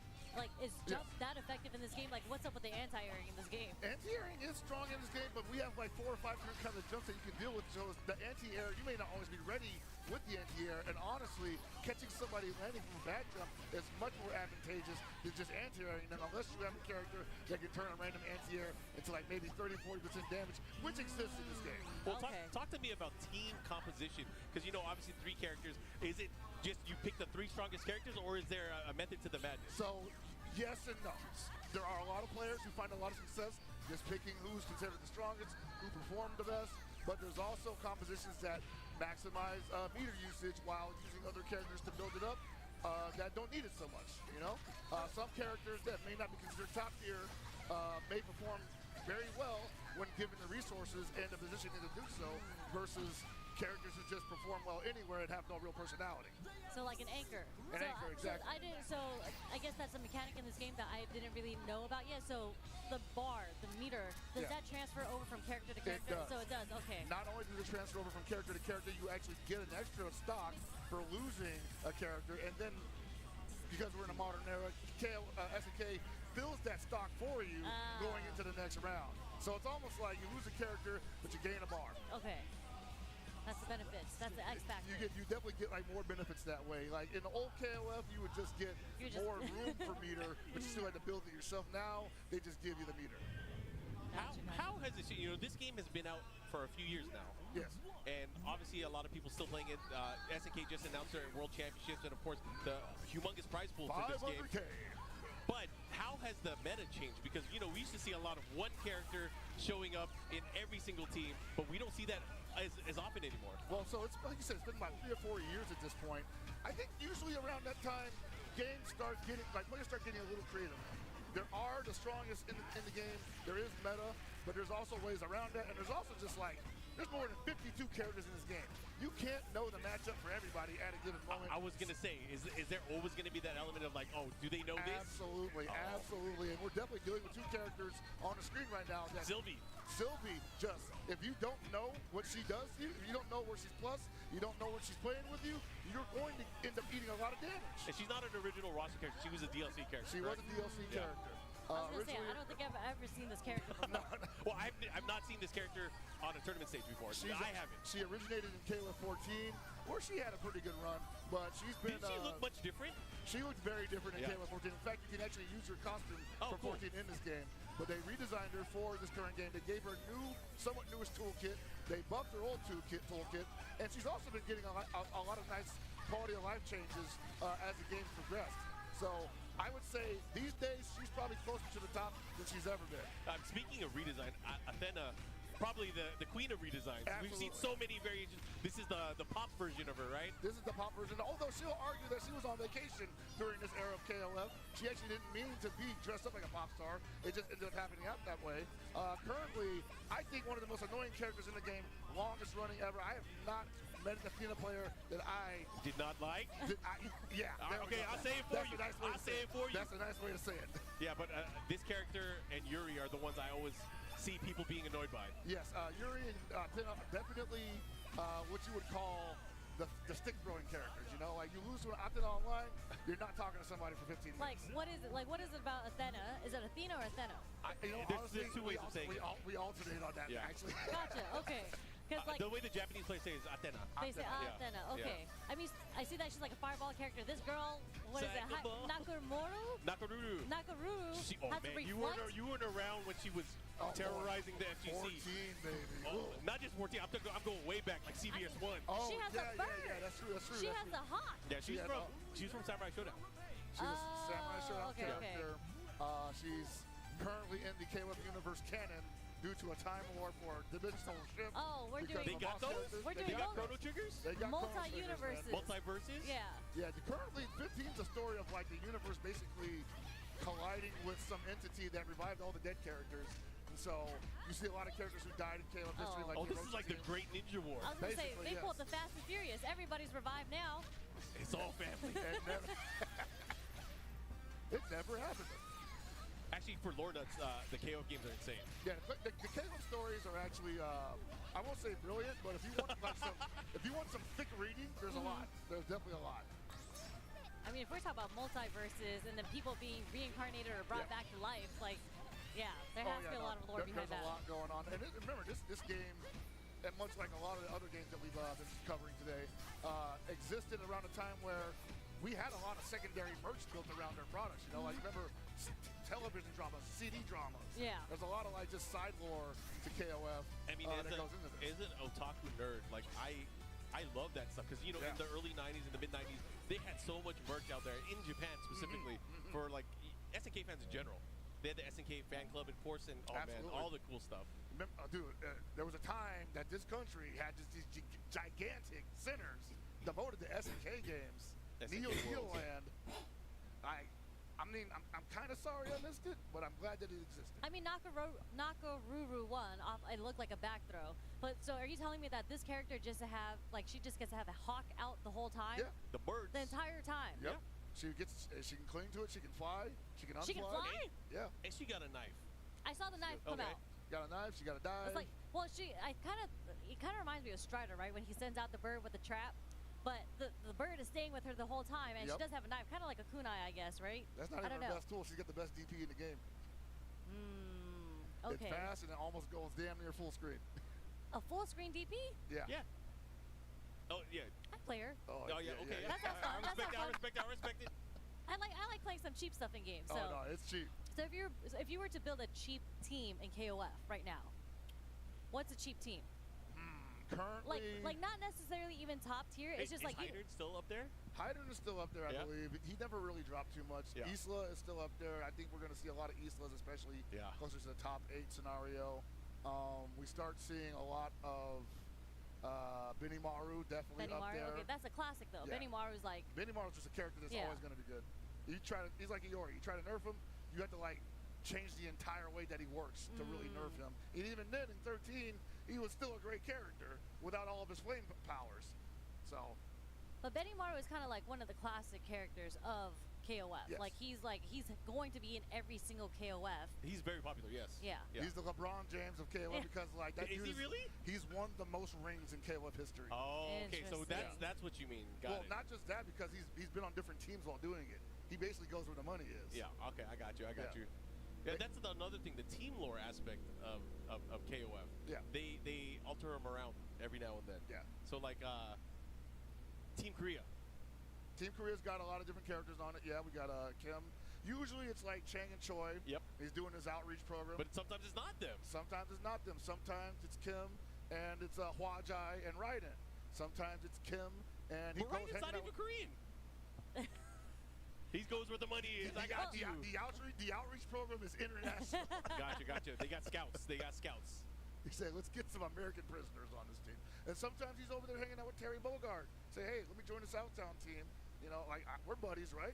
And that's really the cool thing about KOF is that you can build these stories around these characters and their teams, and then just make one year where they're just like, hey, squad's not getting together this year. Sorry. Wait, so when you're talking about teams in KOF, you're talking about the actual lore of teams. Yeah. Because you can pick whatever character you want. Yeah. But there are like set teams in the universe. Wait, yes. so you're gonna have to explain this lore to me. So is it like they're you know how Mortal Kombat, they all come from all different places in the world to go fight in that one tournament, right? Yeah. I learned that from the movies. Okay. So from KOF, is it like that, like where they're all teaming up and they're all coming up to this one tournament? Like why are they teaming up? Like I mean, different reasons. Like, so for the Fatal Fury team, it's because they're Fatal Fury. They're Terry, Joe, and Rock. I mean, not Rock, Andy, excuse me.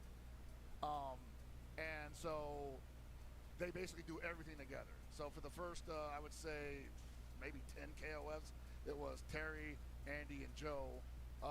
And then it would also be like Kyo, Benimaru, and Daimon, right?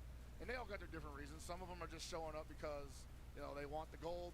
Some of them are showing up because somebody they want to meet is also in the tournament. Sometimes it's for money. So it is a tournament that's being hosted, and everyone's showing up to compete at this tournament. Sometimes it's always different people. It's been different people that have arranged the tournament. Yes. Gotcha. So the original arranger was Rugal, that character with the big chest that we saw earlier on. And then after him, it was, I think Geese had a hand. Geese had a hand in it. Had a hand in it. And then Guinness arranged one. Was this is the big wrestler dude. Was it 14? So that was Antonov. Antonov arranged one, and he claimed that I used to be the original King of Fighters. In fact, I started the franchise, and they stole it from me. And now I'm back to take it back. He loses it again, and now he's just a regular wrestling promoter. I'm so glad we have him here nerding out. Yeah, I need you. Yeah, like I need context. We need context. We can't do commentary unless we know what we're watching. Exactly. So it's just like, because earlier we had Steve for Tekken 8, so I was picking like Steve's brain. I was like, wasn't Heihachi dead? How is he playing? How's he alive in this game right now? And he had all the lore for me. Yeah. So we need that because I love fighting games. I love the technicality of fighting games, but I absolutely don't know anything about the lore. So you're primarily a Street Fighter player. Do you know the lore? You don't even follow the lore? No. Because Street Fighter has some crazy lore too. So I have a very, very funny story about that. Okay. So when I was commentating East Coast Throwdown, there was a match on stream between Chun-Li and Bison. I was commentating with Logan, and he was just like, the classic rivalry of Street Fighter. And I looked at him, I was like, what do you mean? And then he looked at me, he's like, what do you mean? And I said, you know, the audience might not know what you're talking about. Bison killed her father. Yes, and then that's what he said. So he's like, well, I can't tell if you're being sarcastic or not, but just to let you know, and Bison killed Chun-Li's father, so she's getting revenge for him. And I was just like, that's really good lore. See, the audience needed to know that. He's like, I can't tell. He's like, I can't tell if you're going to know or not. It is your mission to carry the lore forward for Street Fighter. But right now we're talking about Tekken. Yes, your game. You are the Tekken master here on this couch, I feel. No, I think it's Hell Pockets, but I'll take over. I'm just a Raven master. I just play Raven, that's it. XCC, star player from China, going up against Genta. Genta, a really strong King player out of Korea. King is my character, so I love wrestling characters. He's a grappler-ish, right? Fighting game. Yes, he is a grappler. Arguably the best grappler in the game. He has access to throws, homing throws, unbreakable throws, but he has so many great tools in terms of throws, but it's his pokes that really help him shine in conjunction with those throws. I was going to say, whenever I'm playing the King, I'm not really worried about the throws, except for, like, you know, the trestle throw, the chain throws. Yeah. But like the buttons are what bothered me the most. Where I'm just like, man, when is it my turn? And Tekken 8 version of King has really, really strong buttons. He has this kind of semi-tracking attack that's very fast, but it can lead to a big counter hit combo, and he can really take over the matchup really, really quickly in terms of damage. But he has to work for it. He has to take some risks, because if you're throwing somebody, if you're going for that poke, you are obviously susceptible. Traditionally, King's weakness has been he's been weak to sidestep, but he's kind of solved that in this game. But again, this game is so fast-paced now, especially up close, and that's what really people have to kind of watch out for. I've actually seen, this is, I think, the third Shaheen I've seen play today. So he's the most played character of Tekken so far. For you, then yeah, for me, yeah. Yeah, Shaheen, very, very strong. He has a good mix-up game. I think offensively, he has the ability to really put people in the blender, and you're going to see a lot of tools here. Because not only does he have attacks that just pressure you, he does some guard damage, but also he has guard breaks, too. Oh, man, that was 3 rounds. But again, XCC is just such a strong player. He was very, very strong season 1, using a lot of Dragunov, but here making the switch, he must know something using that Shaheen, because, you know, this is still very early, season 2, not too old. A lot of people making adjustments. First event on the TWT for this year. Sick. And I do see that he's also sponsored by Weibo Gaming, so they actually pick up quite a lot of people. And I think they just made the announcement like last week where they picked up a whole bunch of other players. Yeah. It has definitely been like a feeding frenzy. Yeah, for every game. Yeah. It's been a feeding frenzy this year. Anyways, we're going to go back into this. Making the switch, not using King, using Jin, the poster boy for Tekken. And there's a reason why he's a poster boy, is because he does a lot of crazy cool shit. He does. Electric Wing got this. Yeah, man. He's there to hook people with that electricity. You know, it's so funny. I did not know that he was the son of Kazuya. I thought they were like brothers. Yo, they're definitely not brothers. They're definitely not brothers. But traditionally, Tekken is a family affair. There is a lot of people related in this game. Kazuya is definitely one of those guys, like, you know, sometimes goes to street, you're going to mistake me and my son for brother. Oh, yeah. I mean, he just looks young. He looks like the same age as Jin. I guess he got thrown into the volcano and he helped his skin, I guess. The charcoal. Yeah. We love the charcoal treatment. A little bit of buttercream in the volcano. Moisturizer. Yeah, let me get the lava treatment for my facial. Ooh. All right, but yeah, I mess with Kazuya. I'm a Kazuya over a Jin guy. Because Kazuya is a sneaker collector. That's my boy. You say he's a what? He's that a sneaker collector. Wild anecdote, he's a man. sneaker. Like, yeah. Yeah, so lore-wise, he is the original sneakerhead. Yeah. He before sneakerhead was a thing. Yeah. In 1994, he was he collects sneakers. Yeah. He was a sneaker collector. So That's he was there before all you hypebees. Kazuya, you pay respect to the OG. What's the relationship between all of that into Heihachi again? Heihachi is the father of Kazuya. Okay. Because Reina is somehow related to all of them then. So Reina is not really related. So she's considered Mishima, but she was kidnapped from the Hachijo clan, which has the ability to have the devil gene. So it's really crazy. So and we can go into this, but man, I feel like I need emotional support from Steve. Because like I'm gonna get very emotional when we talk about the story. I mean, I'm just looking over and XCC is just cooking right. Like this 2 games straight, I don't think that is what this young kid does. I'm sweating harder than he is right now. What the hell? I don't think he got around. No, I mean 3 rounds straight. XCC really showcasing his switch and mastery over Shaheen. But speaking of switching, we are going to Street Fighter 6. We do like some Street Fighter, and it's just so funny coming from Capcom Cup. There were so many Kimberlys. We saw like the Especially Street Fighter League. SFL fighters. Yeah, in Street Fighter League, we saw all the Kimberlys come out, and it's just like, I don't know what it was. Like, what is it? Was it the buffs that just made everybody want to play her again? Well, speaking of characters that we saw a lot of, we used to see a lot of Ed. Not as much anymore. Obviously, he had some adjustments, but still very strong character. Still a very potent character, and a lot of top players still utilize this character in competition. I wonder if that's something where, like, you know, the characters that are being utilized heavily are basically getting scouted by the entirety of the player base, so that when a character that doesn't get utilized that much gets a couple of buffs, maybe they're kind of a landmine coming into a situation like this. Well, there's actually a lot of Ed players in Japan still. So although, like, overall, they lost a bit in their player base because of the nerfs, there's still a lot of Ed players. And maybe not a lot of modern Ed players. This is a modern Ed player. I gotta ask you, so there's this disparity online, and I've seen it, and I'm sure you know about it, but the top ranked players online, the legend rank, right? Yeah. 90% of them are from Japan. I believe it's 395 of them are in Japan, and then there's like 55 in China. Nice. And then like the rest, there's like 9 in the US or something. And it just like, it just drops down significantly. And 3 of them are punk.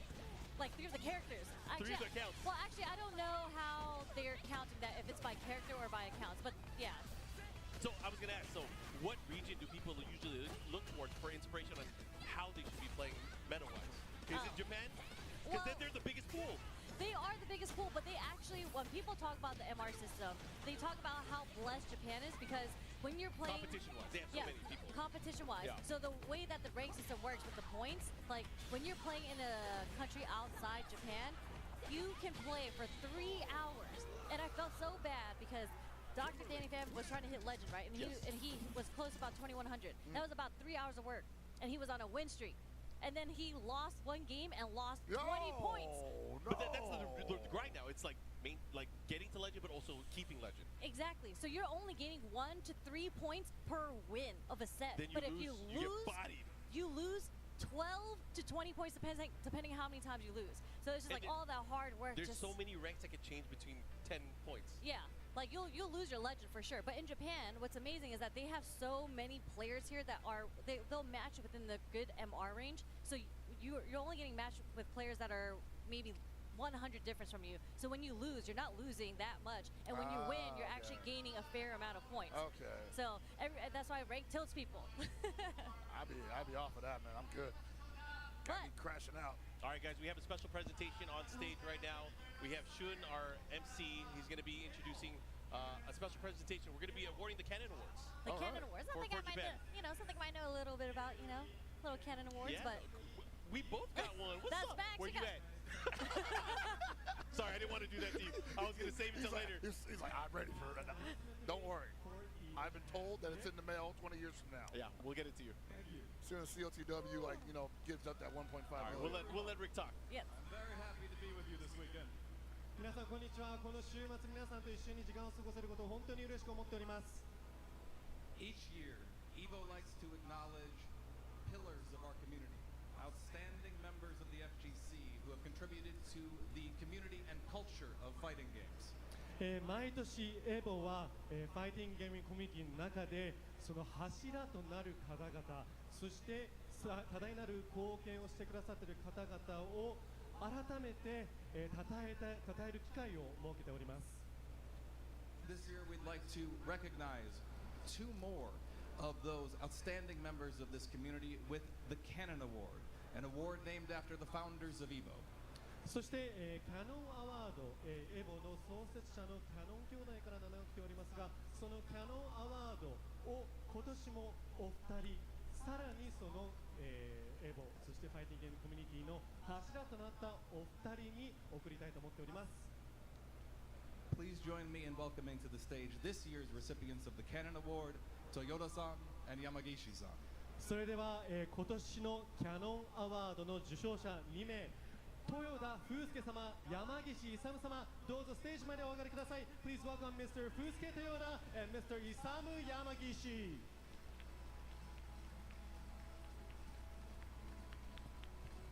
This is awesome. So, Fusuke Toyota-san Yanshi is the representative of Topanga, and of course, Topanga League.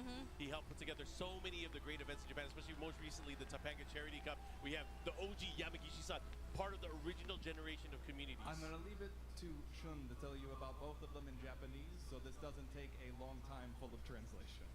時間省略のため、お二人のご紹介を私が日本語のみでさせていただきます。豊田さんは、株式会社トパンガを設立されまして、トパンガチャリティーカップとトパンガリーグを主催されています。25年間に及びましてトパンガはトパンガ TV を通して、多くのイベントの配信を行っておりまして、ファイティングゲーム格闘ゲームの中で最も、長く放映されている配信されている番組ということです。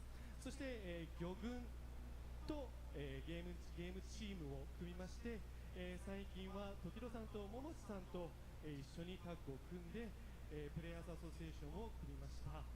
豊田さんは、本当にYeah, so basically what Shun is talking about is all the different accolades, of course, all the stuff that he's been working on here, working with a lot of the players out Topanga. He mentioned specifically Tokido, Momochi, and kind of Bonchan, and really developing them into Topanga TV and the other aspects of all the people that they work with. But yeah, I'm sure you know him as a player before. I was going to say, I know him, I believe he used to play Sagat in Street Fighter 4, right? Yep.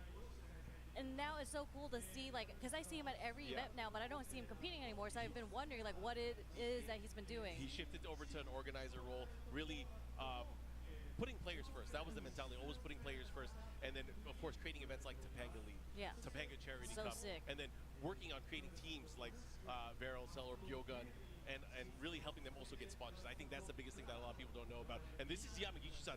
He is one of the originators of the Virtua Fighter scene. He helped put together Beat Tribe Cup, which was honestly the original community event. That's where co-op was at, right?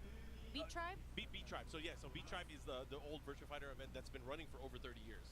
But Yamagishi-san, part of the original generation of community organized tournaments in Japan. Because at first it was run by the publishers. So there was the big tournaments that run by the publishers. It was him and Matsuda-san that really started doing a lot of stuff in the back end to help uplift the communities. And he was, of course, a pivotal part in Super Battle Opera Togeki as well. SBO. Yeah. Shout out to SBO. That was such a sick concept. I wonder if they're ever going to bring it back. But congratulations. Yeah. That's awesome. So again, lots of love to these two. The Japanese community definitely would not have grown as much without these two pillars, especially in the early days and when Fusuke, of course, doing a lot of the stuff during the Street Fighter 4 days. And he's one of our tournament leads for this event too. Dude, that's crazy. Like, I'm pretty sure I consumed all their content, like, without understanding at the time, because I was just young and, like, watching stuff. Yeah. But, yeah, it's wild to just see them in person on stage and be like, yeah, man, like, I watched B-Tribe, I watched Topanga, although I was a little bit older for that, so I was able to appreciate it more. You know, that's something that's so sick about Evo is just like the recognition of community effort. Because this is a community, and none of this really could have happened without. How did that feel when you were recognized for your hard work in the community? Because I know you were just doing things to help people, but of course people paid attention. And I think I could see a lot of guys. I mean, I remember last year too in the Abasan when he got on stage, he was kind of tearing up. I don't know if you were tearing up during yours. I felt like you were. I know Rick was tearing up when he got his. Yeah. I'm not gonna lie, someone spoiled the surprise for me. Oh no! Because what was happening was they had, they tried to tell me that it was like, oh, you're here to do some commentary on the stage, and then I was like, I don't see any commentary on the stage, and then there was a guy, I don't know if he was from production or what, and he looks at me with the phone. He's like, no, it's the Canon Awards that are happening right now, and I was like, oh, okay. I was like, okay, act surprised, Sherry, act surprised. I would have lied to you, but like, yo, you're in trouble. You better stand right here. But Topanga's, for Fusuke, he just mentioned, again, he thanked a few people here. He thanked early on Matsuda-san and Inaba-san, who's the people that he works with. And thanks to all the attendees, participants, and everybody helping. We are hopefully able to finish day one, and we hope to finish all three. I like how he said, hopefully we'll finish it. We'll definitely finish the tournament. And also, we will be continuing with the Topanga tournaments. So Topanga's so sick. We Topanga ask League, for your continuous support. Thank you very much for the award. All right.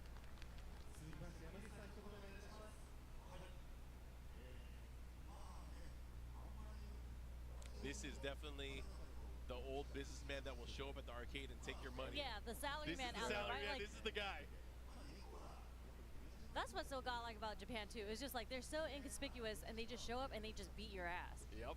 And I think it was last Evo Japan where there was like a Tetris tournament here and a schoolgirl had won. That was Puyo Puyo. Oh, no, that was Paddle de Pont. Sorry, that was Paddle de Pont. There was the school that came in, beat up everyone, that went home. Yeah, it was just like a bunch of salarymen. Yes. And you saw one little girl in her school outfit and her mom was like standing behind her watching, and apparently she just took home the home tournament and then just left. That's wild. Yeah. I heard she was a beast playing online too. That's why she came over. Like, you know what? I think I'm good. Let me see how I do against these guys. And she destroyed everybody.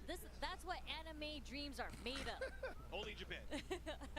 Only better if she was like chirping at him too, like, you trash old man, get out of here. All right, let's see what Yamagishi-san said.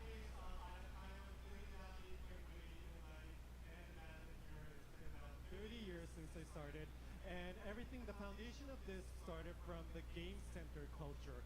And at that time, we were gaming at this local place, local small game center. We never imagined that that kind of a tournament will lead to big sites. So I am very happy that this has actually happened. And what comes first is that all the players have fun playing the games. So our tournament starts tomorrow. We hope you have fun, and thank you very much for the award. Arigatou gozaimashita. You know, that's real, man. Like, I think a lot of us have that thought pretty often. We're like, we were just playing games and trying to have fun with each other. Exactly.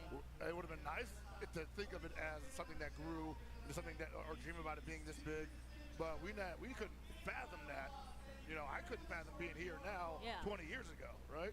So, yeah, I definitely I feel that. Yeah, it's like we all started coming from playing games, and then we had just an idea. We were just like, yo, this event isn't happening anymore. Maybe I should host an event, and then like things just grow like this. So it's really cool to see. Is crazy. Yeah, like the generation kind of take over, and then like we're catering to the new player base. It's just like a natural progression. I gotta tell the old guys that sometimes too. I'm like, look, man, it's not a bad thing when these young guys come in and they want to start hanging out and they start taking some of your money. You know, you want that to happen, man. Like you ain't been hungry for a long time, so maybe that's good. You know, keep you young. Yeah, I mean that's a cool thing now, just considering that there's so many different generations of fighting game players, and again, just being an old man, just looking back at it is like, man, this is awesome. Oh, absolutely, dude. I'm just like, again, like it's amazing that it went from, like, for me, I think Rio in 2009 was my first one. You know, it went from that to this. I'm just like, Evo 2009 was my very first one too. Have you had that moment yet where you talked to a younger kid and said, back in my day? Yeah. Have you done that yet? Yeah. I mean, I feel like I've been doing that even like at least 10 years ago. Okay. There's been You're a veteran. There's such like so many influxes of new generations, especially since like I went from Street Fighter 4 to Street Fighter 5 to Street Fighter 6. Every single time there's a new iteration, it's like a whole bunch of new bloods coming through. So I always have to be like, back in my day, we would money match if you were talking that much shit to me. We had etiquette. Yeah, like you can't just be saying all that, and then back in my day when people played, it was for pride. It wasn't for like exhibitions. We used to do Wednesday night fights versus next level, right? And that was like pride on the line, just because it was East Coast versus West Coast. But now the players are just like, you gotta give me money if you want to see me play in an exhibition. That's okay though. That's okay. I'm not saying there's nothing wrong with that. I'm just saying the culture has shifted.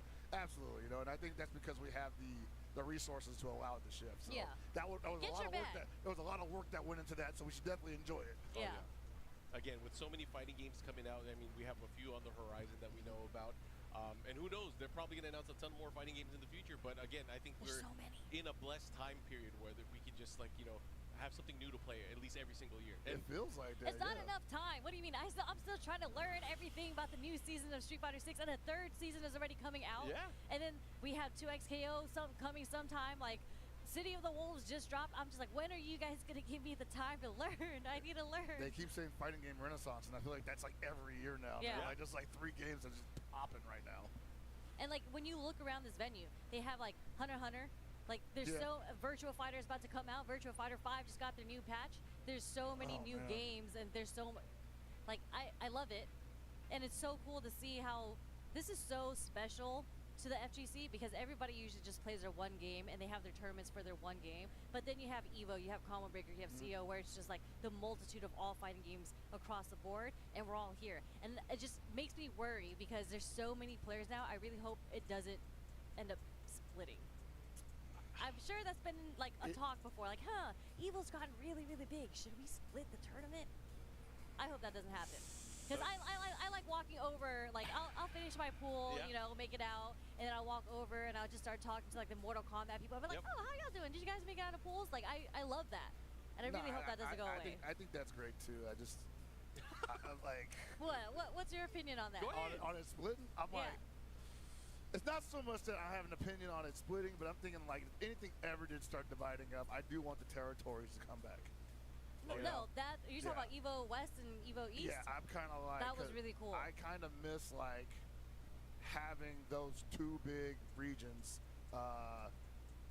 basically earn their stripes. Well, I missed regional battles like that too. Like, yeah, man. What's really cool about Evo Japan is that there's team tournaments here, right? Yeah. I haven't seen like legit intense team tournament in a really long time, or whether it be about like the regional stuff. Like there's NorCal versus SoCal, that used to be a thing, and then there was like in Tekken there was Atlanta versus everyone else, right?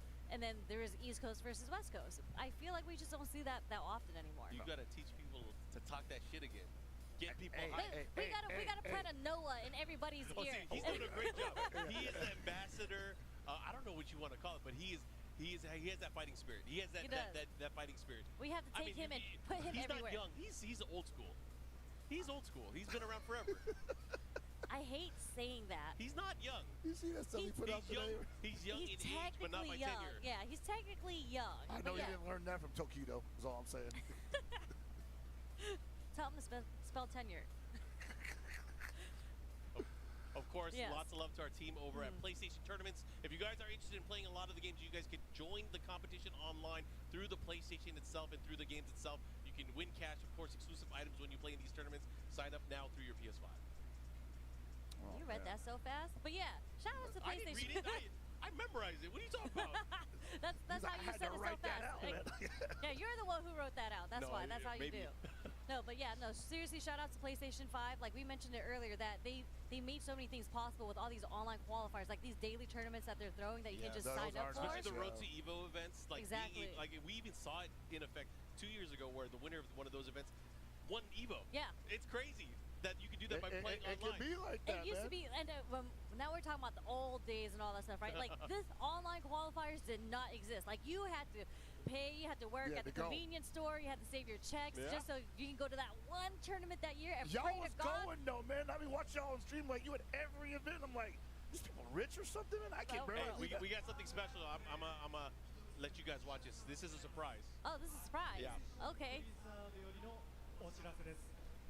アクティベーションブリザードよりアレック・レビンさんをお迎えしたいと思います。Please welcome Alec Levine from Activision Blizzard. Oh, what? Ooh. Wait, he was playing earlier, wasn't he? I think he was playing Block Up. Yeah, he was. Did he win? What is He won. COD. My name is Alec. I'm from the Overwatch team, and today we want to share a new collaboration with you.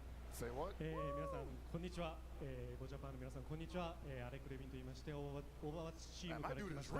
今日はですね新しいコラボレーションをご紹介したいと思います。On the Overwatch team, we love fighting games. We play them during our lunch breaks. We stay after hours to get that last match in. And we especially love Street Fighter. That's facts. で、オーバーワッチチームでは、休憩中、お昼休み中にも、ゲームやってますし、もう残業してる時もゲームやってますし、とりあえずとにかくゲームが大好きなんですけれども、特に好きなのがストリートファイターです。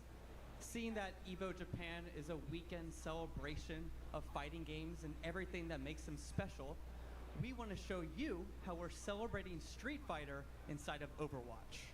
そして、このエボジャパンがこの週末が3日間にかけて、格ゲーの格闘ゲームの祭典ということで格闘ゲームをこうセレブレートお祝いするということなんですけれども、私たちはオーバーワッチがどうやってストリートファイターをこうお祝いするセレブレートするかをお見せしたいと思います。So thank you to Capcom, the Street Fighter team, and everybody back in California that worked so hard to make this collaboration come true. Enjoy the trailer. なのでカプコンの皆さん、そしてストリートファイターチームの皆さん、そして、カルフロニア私のチームがこれを実現させるためにどれだけ頑張ってくださったか、皆さんに感謝を込めてこのトレーラーをお見せしたいと思います。それではご覧ください。